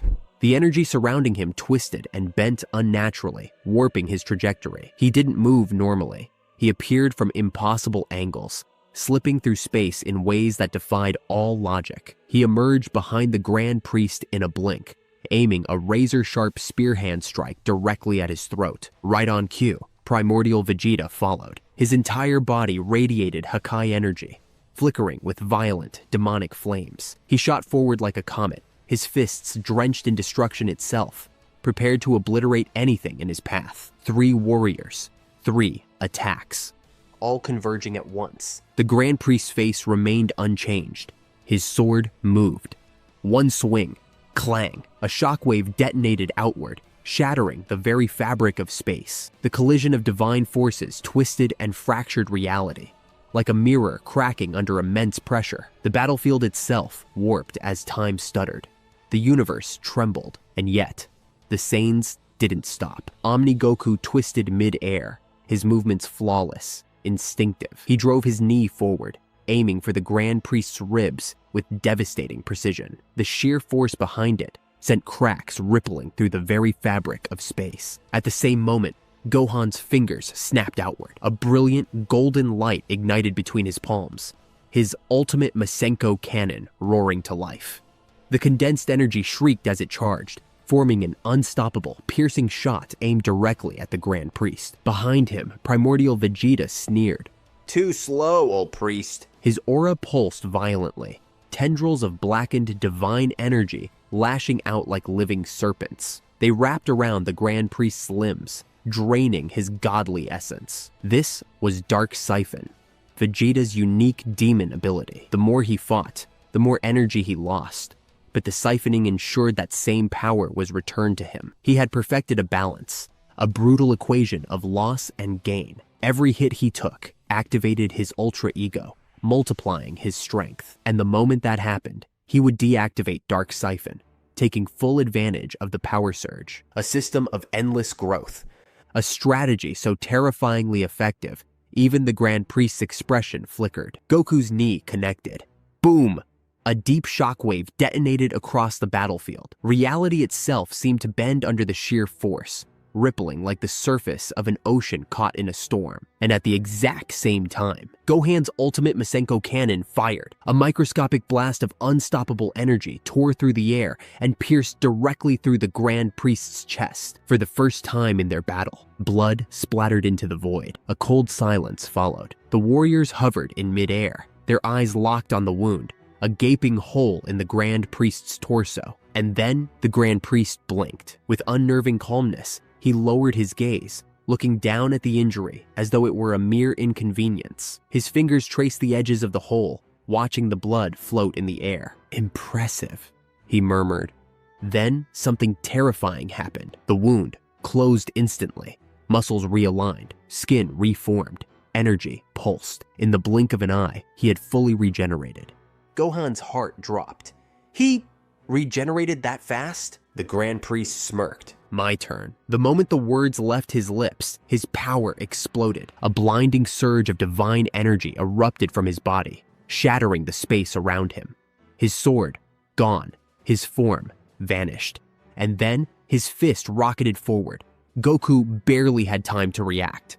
Crack! The impact landed. A burst of blood erupted from Goku's mouth as the full force of the Grand Priest's strike collapsed his ribcage inward. The sound of shattering bone echoed through the battlefield. His body became a projectile. Goku was launched through the void, tearing through multiple layers of the planet's crust, then mantle, and finally into the core. The collision sent a cataclysmic explosion through the depths of the planet, a shockwave powerful enough to shatter mountains, turning entire land masses into molten debris. The battle had just escalated into something beyond mortal comprehension. "Father," Gohan's voice rang out, raw with desperation as he surged forward, his aura igniting like a raging inferno. He had to reach Goku. He had to help him, but before he could even process his own movement, the Grand Priest was already there, like a ghost. Appearing out of thin air, his expression remained eerily calm as he intercepted Gohan's advance. His speed was beyond anything they had witnessed before. Gohan's instincts barely had time to register what was happening before. Thwack! A sharp, precise palm strike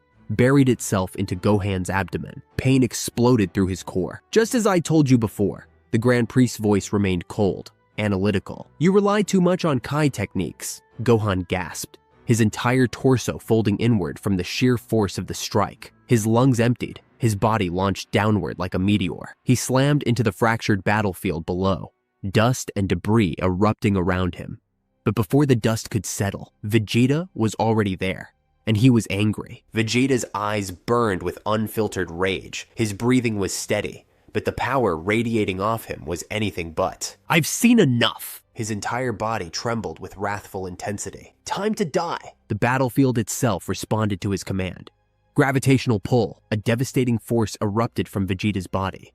The very air collapsed. The gravity of the battlefield increased 100-fold, pressing down like an invisible tidal wave. The Grand Priest was locked in place. In a blur, Vegeta attacked. Bam! A fist smashed against the Grand Priest's side. Bam! Bam! Bam! Bam! Each strike landed with unrelenting force. Each punch sent shockwaves rippling through space itself, bending reality like a fragile fabric. The entire planet shook violently, twisting off its very axis as the force of their battle rewrote the laws of physics. The Grand Priest blocked, deflected, dodged, but Vegeta was relentless. "Take your beating like a man," Vegeta roared, his voice cracking the heavens. He swung upward, and his Hakai-infused fist connected. Crack! A sickening fracture echoed through the battlefield. For the first time, the Grand Priest staggered. Blood dripped from his lips. Vegeta grinned, his fangs bared like a predator that had just cornered his prey. "Not so untouchable now, are you?" His breathing was heavy, but the exhilaration was intoxicating. The goal that once seemed so unreachable was now within grasp. Before, they couldn't even touch him, but now, their blows landed. They caused damage, and yet his smirk disappeared almost immediately. The Grand Priest exhaled slowly, and then his body healed. Instantly, the wound vanished. The cracks in his jaw sealed shut. His blood reabsorbed into his skin as if it had never spilled at all. Then, he grinned. Vegeta's expression faltered. "That ability, that frustrating ability, if we don't find a way to counter it, we'll run out of energy first." His voice dropped to a whisper, barely audible. "And if that happens, we're dead for sure." Before he could devise a counter, the Grand Priest moved, his arms extended outward. A wave of divine energy erupted. It didn't explode. It didn't expand. It erased. Everything in its path was obliterated. The force hit Vegeta directly. His body contorted in agony as the energy ripped through him. His armor shattered. His flesh tore open, his bones cracked, and then he hit the ground. Hard, blood splattered from his mouth as he coughed, his vision swimming. Then, silence. The battlefield stood frozen in time. The once magnificent Omni King's palace lay in ruin, its shattered remnants drifting through the void. The dust settled. The very air was heavy with raw, cosmic power. And at the center of it all, the Grand Priest. He stood unscathed, his silver eyes burning with unshaken confidence. His pristine robes bore only the slightest tear, as if the entire battle had been nothing more than an inconvenience. He exhaled slowly, rolling his shoulders with a casual grace. "You three," he muttered, his voice eerily calm, "are proving to be an excellent challenge." Omni Goku, Beast Kaioken Gohan, and Primordial Vegeta all remained tense, their battle instincts screaming at them to prepare for what came next. Then, the Grand Priest did something unthinkable. He raised his hand, and suddenly, his arms blew off. The three warriors froze.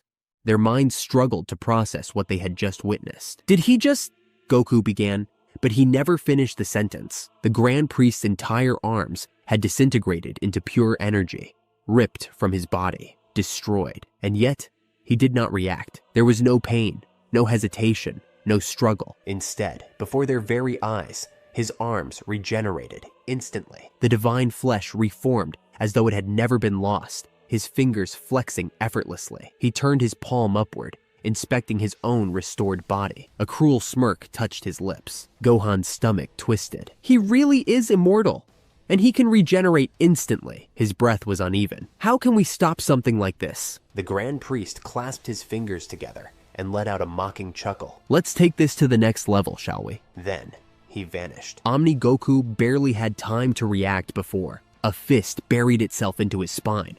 A shockwave detonated through his entire body, sending him careening downward like a shooting star. Gohan barely saw the attack before. His skull rattled. The blow sent him spinning through the air, his aura flickering violently from the impact. Vegeta spat blood as he was launched skyward, his body twisting unnaturally as he skidded through space. One single attack, one movement, and the three strongest warriors in the universe were sent flying in different directions. Above them, the Grand Priest hovered, his hands stretched outward, his immortal body gleaming with divine light. "You fought well," he declared, his voice filled with something unsettlingly close to amusement. "I mean it. Never was I once pushed this far." The battlefield shook as golden light engulfed the skies. His energy swelled, erupting like a sun about to go supernova. "But it ends now." Blood dripped from Omni Goku's mouth. His arms trembled as he forced himself to his feet. Every nerve in his body screamed in pain, but he didn't stop. He couldn't. Beside him, Gohan stood, his beast, Kaioken. 101 aura burned violently around him, his breath ragged but steady, his hands clenched into tight fists, his heart pounding like a war drum. Vegeta wiped blood from his lips. His ultra ego surged. The moment he had been struck, his body adapted. His energy had become even stronger. The dark, godly flames surrounding him burned brighter, an unstoppable force of destruction. Despite everything, despite the overwhelming power gap, despite their combined onslaught, despite all their efforts, the Grand Priest still stood unshaken, untouchable. But the Saiyans weren't done. Not yet. Not until they claimed victory. This wasn't just about them. It was about everything. Their universe, their lives, their families. Everything was riding on this battle, and they would not lose. "This is getting ridiculous," Vegeta growled, rolling his shoulders as the ground beneath him cracked under the weight of his aura. His body ached, his limbs screamed in protest, but the destruction energy within him refused to fade. If anything, it burned hotter, heavier, more lethal than ever. Goku smirked, wiping a streak of blood from his chin with the back of his hand. His omniform pulsed around him, the very air crackling as reality itself struggled to contain his power. "Shh, you sound scared, Vegeta." Vegeta whipped his head around, his glare sharp enough to cut through dimensions. "Shut the hell up, Kakarot. Let's finish this." Gohan cracked his knuckles, the energy surrounding him stabilizing into a perfect, controlled inferno. His reality Kai warp pulsed, making his very existence flicker between planes of reality, his movements now so unpredictable that even a god would struggle to follow. And then they vanished. This was it. A battle unlike any other. A battle where limits no longer existed. All three warriors surged forward, their speed multiplying. Faster, faster, faster. They had never moved like this before. Their power was spiking so drastically that even the Grand Priest struggled to keep up. For the first time, he was on the defensive. The Grand Priest barely had a second before Vegeta appeared, like a phantom stepping out of nothingness. "What the hell?" he muttered. Before he could react, boom! Big Bang attack! A sphere of Hakai-infused destruction exploded point blank in his face, the sheer force warping the very space around them. The battlefield shook violently, the sky splitting open from the shockwave. Before the smoke could even settle, Gohan appeared above the blast, hands raised, power spiking beyond mortal comprehension. "Eat this!" he roared. His ultimate Masenko cannon erupted downward, a titanic beam of golden destruction, magnified to 101x Kaioken levels. The moment it touched the explosion, boom! A second detonation erased the sky itself. A roar of pain echoed through the battlefield. The Grand Priest was hurt. For the first time, they heard him scream. And then, Goku was there. Their combo wasn't done. Immortal or not, they had seen him bleed, meaning he could take damage, meaning there was a way to kill him.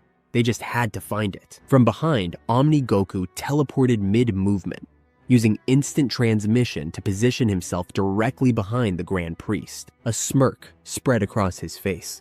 "You didn't think that was it, did you?" The Grand Priest barely had time to process the words before Big Bang Kamehameha. A monstrous, swirling beam of raw cosmic destruction engulfed him from behind. The Grand Priest twisted unnaturally, his body bending through space itself to dodge. But that was exactly what Goku wanted. The moment he dodged, Gohan appeared. Crack! His fist crashed into the Grand Priest's jaw, sending his head snapping backward. Vegeta was already there, waiting. Hakai-infused Final Flash! A golden cataclysm erupted from his palms, the colossal beam tearing through dimensions as it roared toward the Grand Priest's chest. The instant it connected, the very planet screamed. Gravity collapsed around the impact. Space folded inward, and a shockwave powerful enough to shatter timelines exploded outward. The Grand Priest's body rocketed backward, spiraling uncontrollably through the void. They had done it. They had hurt him. But was it enough? The Saiyans gave him no time to recover. They couldn't afford to.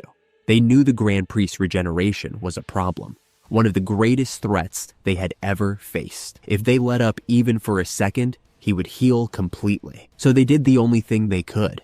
They attacked relentlessly.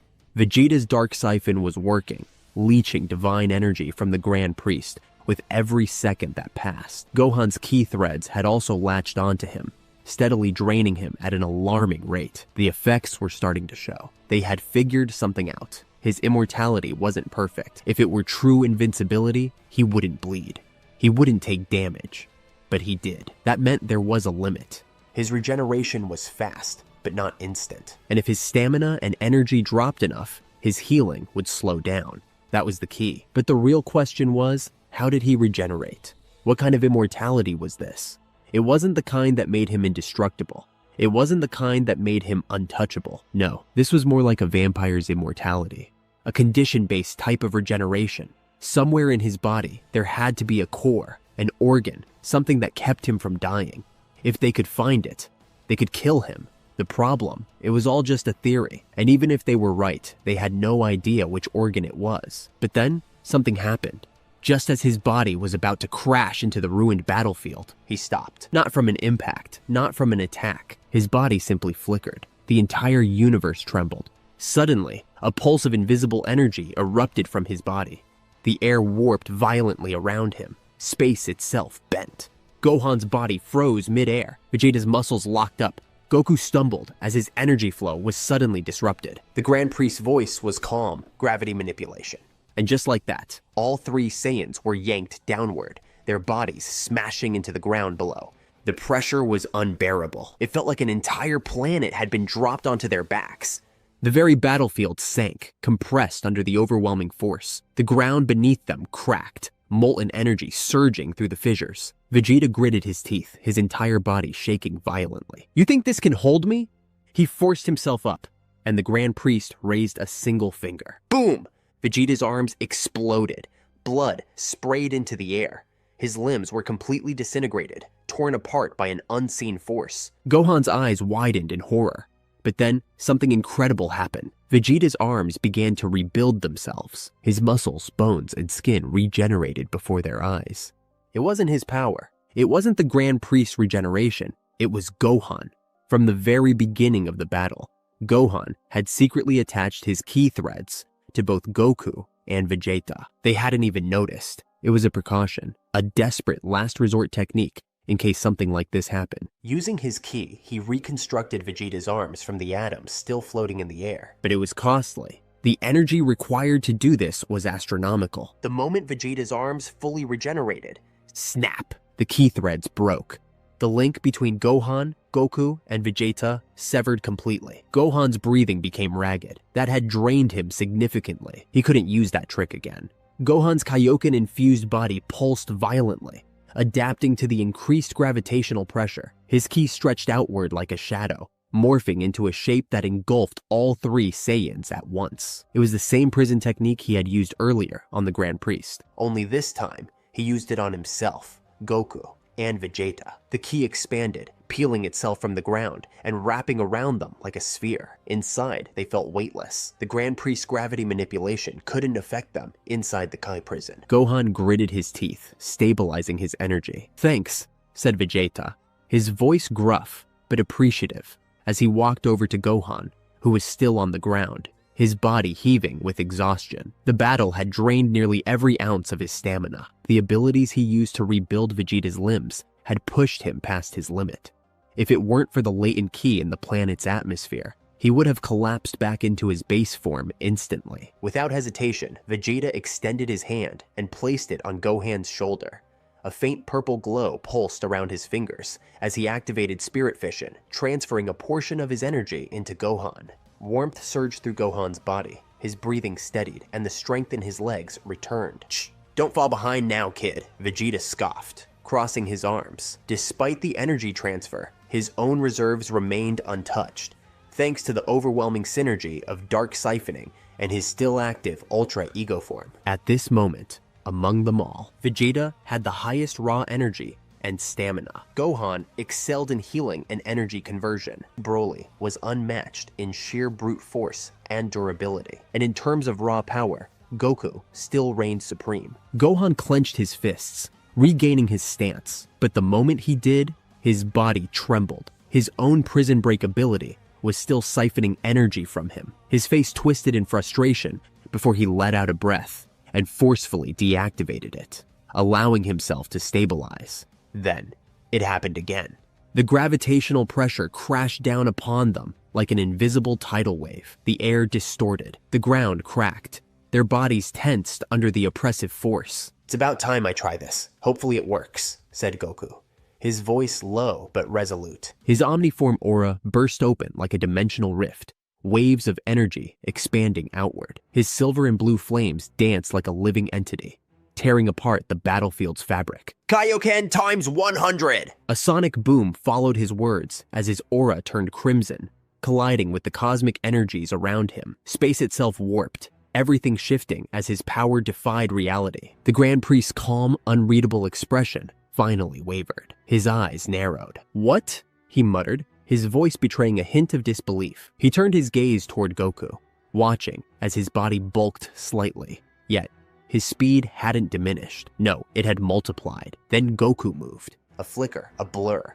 Then he was gone. Before the gravitational pull could crush them, Goku's sheer presence canceled it out, his energy neutralizing the Grand Priest technique entirely. The Grand Priest, for the first time, felt it. Pressure. And then Goku reappeared in front of him, his palms stretched out, Kai flaring wildly. "Big Bang Kamehameha times 100! A colossal beam of energy, infused with the devastating force of both Big Bang attack and Kamehameha, erupted forward. The sheer scale of it split the skies apart, space itself trembling under its weight. The attack engulfed the Grand Priest's entire body, the blinding radiance swallowing him whole. For a moment, there was nothing, no sound, no movement. Then, a body dropped from the lingering smoke. The Grand Priest fell to his knees, His entire upper body was gone. His lower half remained, burned and mangled. Blood dripped, sizzling against the ground. Vegeta smirked. Finally feeling it, old man? But then, his body began regenerating, slowly, not as instantly as before. Flesh stitched itself back together. Muscles reformed. Veins pulsed, restoring their former strength. And then, he chuckled. As soon as his mouth regenerated, he spoke. You really are a fascinating creature. With a casual motion, he dusted off his pristine robes, now whole once more. But you still don't understand, do you? His voice echoed across the battlefield. His gaze sharpened. I can't be killed. He's a monster, Gohan shouted, his voice sharp with frustration. His breathing was heavy, his fists clenched so tightly. His knuckles turned white. The sheer power of the Grand Priest loomed over them like an unshakable force of nature. But then, something changed. Both Goku and Vegeta noticed it at the same time. Did you see that, Vegeta? Goku asked, eyes narrowing as he studied their opponent carefully. His expression, which had been grim moments ago, now carried a hint of intrigue. Vegeta smirked, wiping a streak of blood from the corner of his mouth. Jeesh, took you long enough, Kakarot, he muttered, before his expression hardened. His healing, it slowed down. Gohan's eyes widened in realization. His mind replayed every clash, every attack they had landed. And then it hit him like a ton of bricks. Wait a second, you're right. He's not as invincible as he claimed to be. Vegeta nodded, his sharp Saiyan instincts piecing together the puzzle. Yes, it appears the effectiveness of his abilities is directly tied to his energy. The more power he expends, the less effective his regeneration becomes. Gohan's mind raced, so there's a limit to how much he can regenerate and heal himself. It all depends on his stamina. Exactly, Goku confirmed, but his voice carried a note of concern. His sharp eyes never left the Grand Priest, who hovered above them, his celestial aura flickering like a dying sun. Still blindingly powerful, but not as flawless as before. But we've still got a big problem. He doesn't look like he's going to run out of energy anytime soon. Vegeta scoffed. Of course not. His power isn't just ki. He's using that mana and Arashi energy as well. He has reserves, Gohan. If we exhaust ourselves before he even burns through half of his fuel, his voice trailed off, but the implication was clear. We're finished. Gohan completed his sentence grimly. Goku nodded, his usual optimism restrained by the weight of their situation. Yeah, and on top of that, his immortality. If it were the kind that made him completely indestructible, we'd already be screwed. Luckily, it's not. The battlefield was shifting against them, but piece by piece, they were breaking down the Grand Priest's abilities. The problem was time. They were mortals, limited beings. Their energy, no matter how immense, was not infinite. Unlike the androids, they couldn't sustain battle forever. Vegeta, in particular, was nearing his threshold. He had already broken his limits more times than his body could handle. Using both dark siphoning and ultra ego together was a gamble. Absorbing that much energy continuously was a double-edged sword. His body was reaching its breaking point, barely given time to adapt to the massive influxes of power. If he pushed any further without stabilizing, he would explode. Stay on guard! Gohan suddenly shouted, his battle instincts flaring. He's going on the offensive. The three Saiyan warriors tensed. Their bodies screamed in exhaustion, but they shoved the pain aside. This was no time to hesitate. The Grand Priest flicked his wrist, and in an instant, his Bankai sword, known as Time Remnant, stretched unnaturally before him. Then, something shocking happened. The Grand Priest threw the sword like a spear. The weapon vanished, tearing through the very fabric of space and time itself. Then, just as before, a green light erupted. Quick, it's that thing again, Goku shouted, his muscles coiling with anticipation. Vegeta, however, was fixated on something else entirely.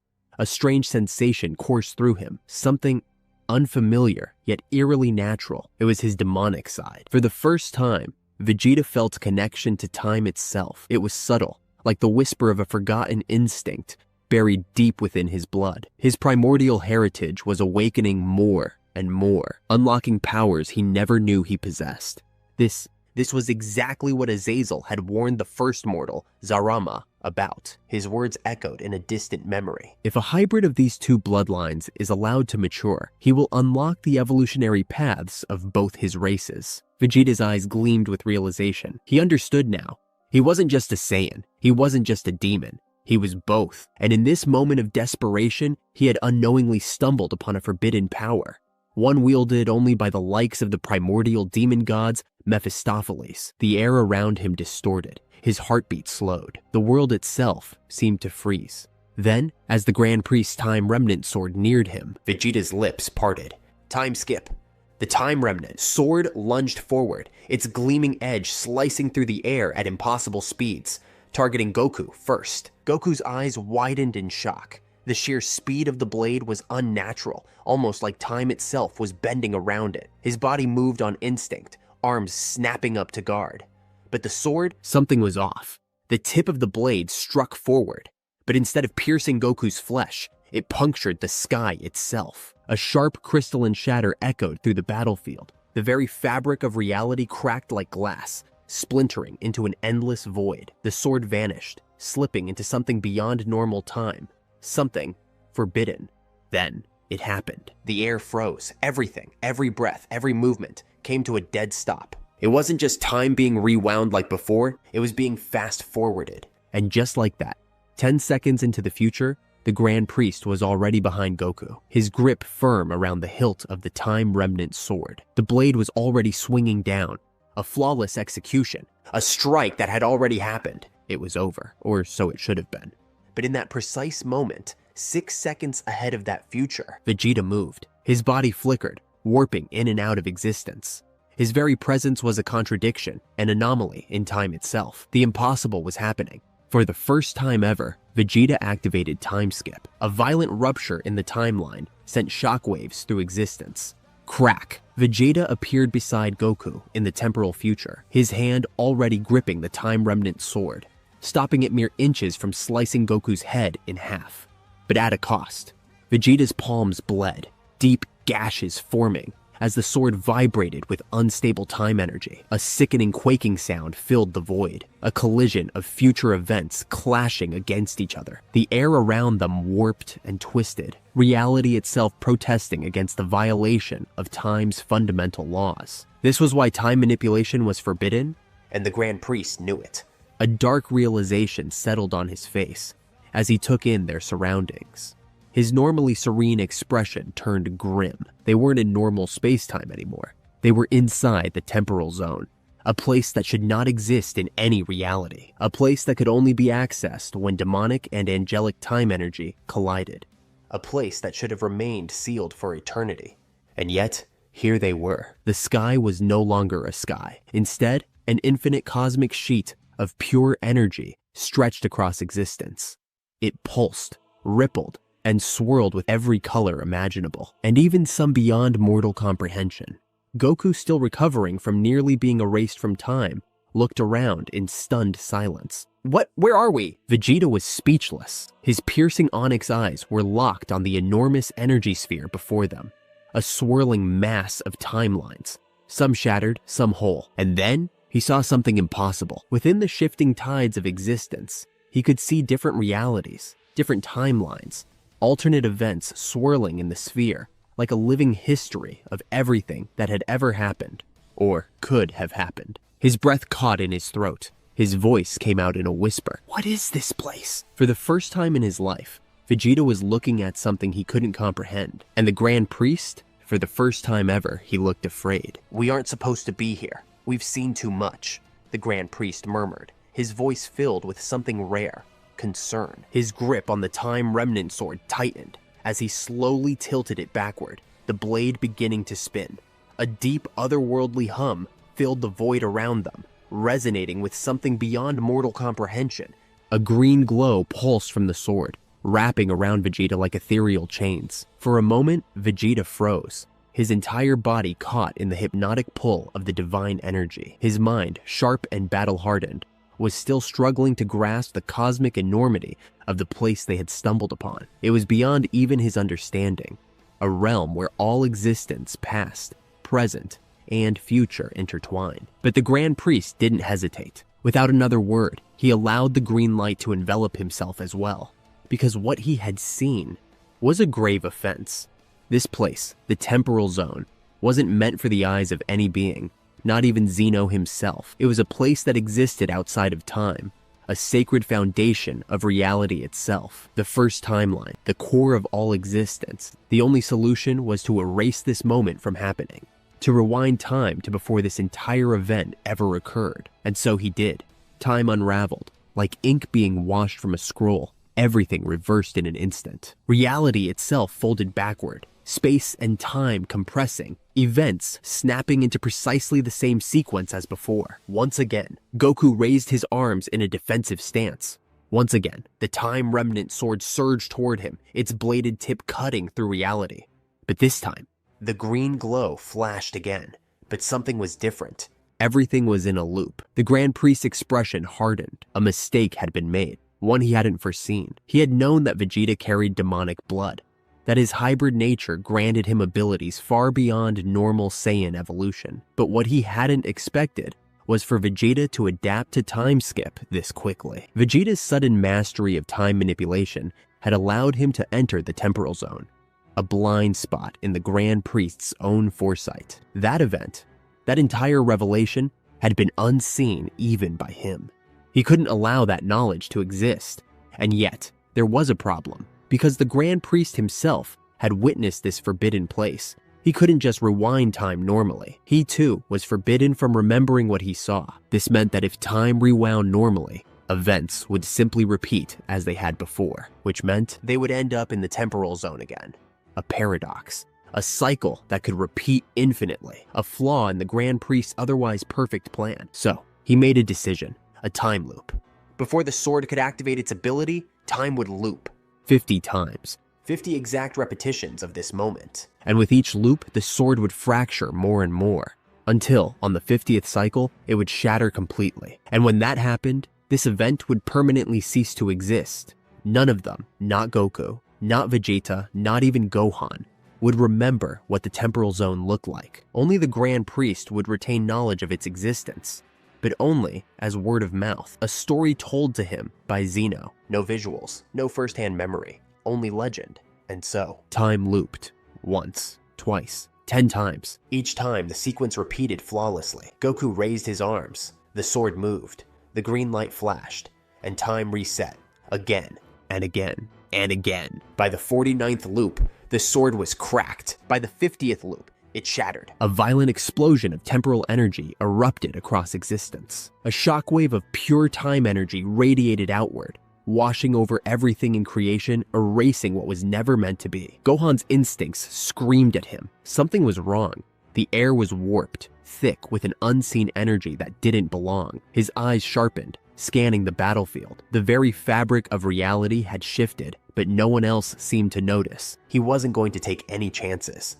With a flick of his wrist, thin, glowing Kai threads shot from his fingertips, weaving through the air like strands of fate itself. The threads coiled around both Goku and Vegeta, wrapping securely around their waists. Then, he yanked them back, hard. Both warriors lurched backward, just in time as the strange time-rippled energy surged past where they had just stood. It was silent, almost as if it never existed at all, before evaporating into nothingness. Just as quickly, Gohan activated his key prison, sealing all three of them inside a protective barrier. A shimmering golden sphere surrounded them, pulsating with his energy. Goku blinked. "Whoa, Gohan? What's going on?" "I'm not sure," Gohan admitted, his voice tight. But something felt wrong. I could sense it in the air, a type of energy I've never felt before. It didn't just feel dangerous. It felt unstable. Vegeta scowled, glancing down at himself, his arms tightening at his sides. Something felt off. His muscles still burned with power. His instincts were still sharp, but something was missing. And then it hit him. He no longer had time skip. Since time itself had been rewound, that meant the moment he had unlocked time skip had never happened. The realization made his blood boil. "What the hell just happened?" Vegeta growled, his fists clenched, his patience already at its limit. "First I was mid-fight and now I'm in here. What did you do, Kakarot?" Goku held up his hands. "Hey, don't look at me." 1 second the Grand Priest's sword was about to hit me, and then, boom, we're in here. Gohan's brows furrowed. "It wasn't him," he said. "It was me. I pulled you both out." Vegeta's glare shifted. "Why?" Gohan exhaled, his sharp gaze scanning the air outside the key prison. "I told you. I felt something wrong with that energy." His eyes narrowed slightly. Every attack, every technique, even if it doesn't use Kai, still has some form of life energy in it. Even the Grand Priest's sword, which is powered by Rashi energy, has traces of something I can detect.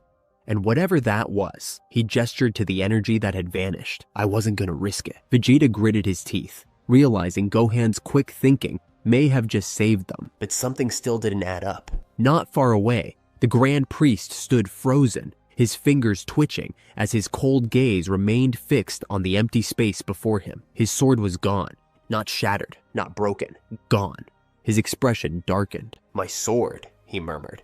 He had destroyed his own sword, but why? His memory wasn't clear. He clenched his fists, trying to piece together the fragments of logic still remaining. The explosion, the time loop ability, the sensation of reality resetting itself. The truth slipped through his grasp like sand in an hourglass. He exhaled, his mind racing. The sword's destruction, wasn't a mistake, he muttered to himself. The explosion, it was caused by time loop reaching its final limit. That much was clear. But the bigger question was, why? For him to have activated a failsafe this extreme, there had to be a very good reason. His fingers curled slightly. I rewound time on myself, he said under his breath, his tone low. That means I erased my own memory of whatever happened. And to ensure the event never repeats, I activated time loop, fully aware that it would destroy the sword. But why? What did he see? What could have been so dangerous that even he, one of the highest beings in the cosmos, decided that it should never be remembered? His jaw tightened. That knowledge was gone forever. A loud slap suddenly echoed through the air. The Grand Priest struck his own face, snapping himself back into focus. His icy gaze hardened. Whatever happened, I did it with the intention to forget. His hand lowered, his fingers uncoiling with eerie precision. His expression returned to its usual, unshakable calm. Then I shall keep it that way. His focus shifted sharply. From within the key prison, Gohan, Goku, and Vegeta watched silently. He's lost it, Gohan whispered, his voice tense. No, Goku said quietly. His expression, usually full of lighthearted energy, was now serious. His sharp Saiyan instincts told him there was more to this. He exhaled. He's not just confused. He was affected by whatever that energy was too. Vegeta narrowed his eyes. Then that means they weren't the only ones who lost something. The Grand Priest took a single step forward. Then he vanished.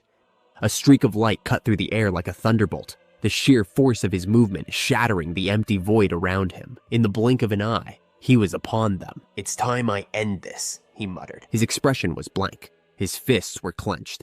And in an instant, he attacked. And that's it for today's episode, guys. If you watched to the end, then that could be an indication that you enjoy the series. So please leave a like on the video. Thank you and take care.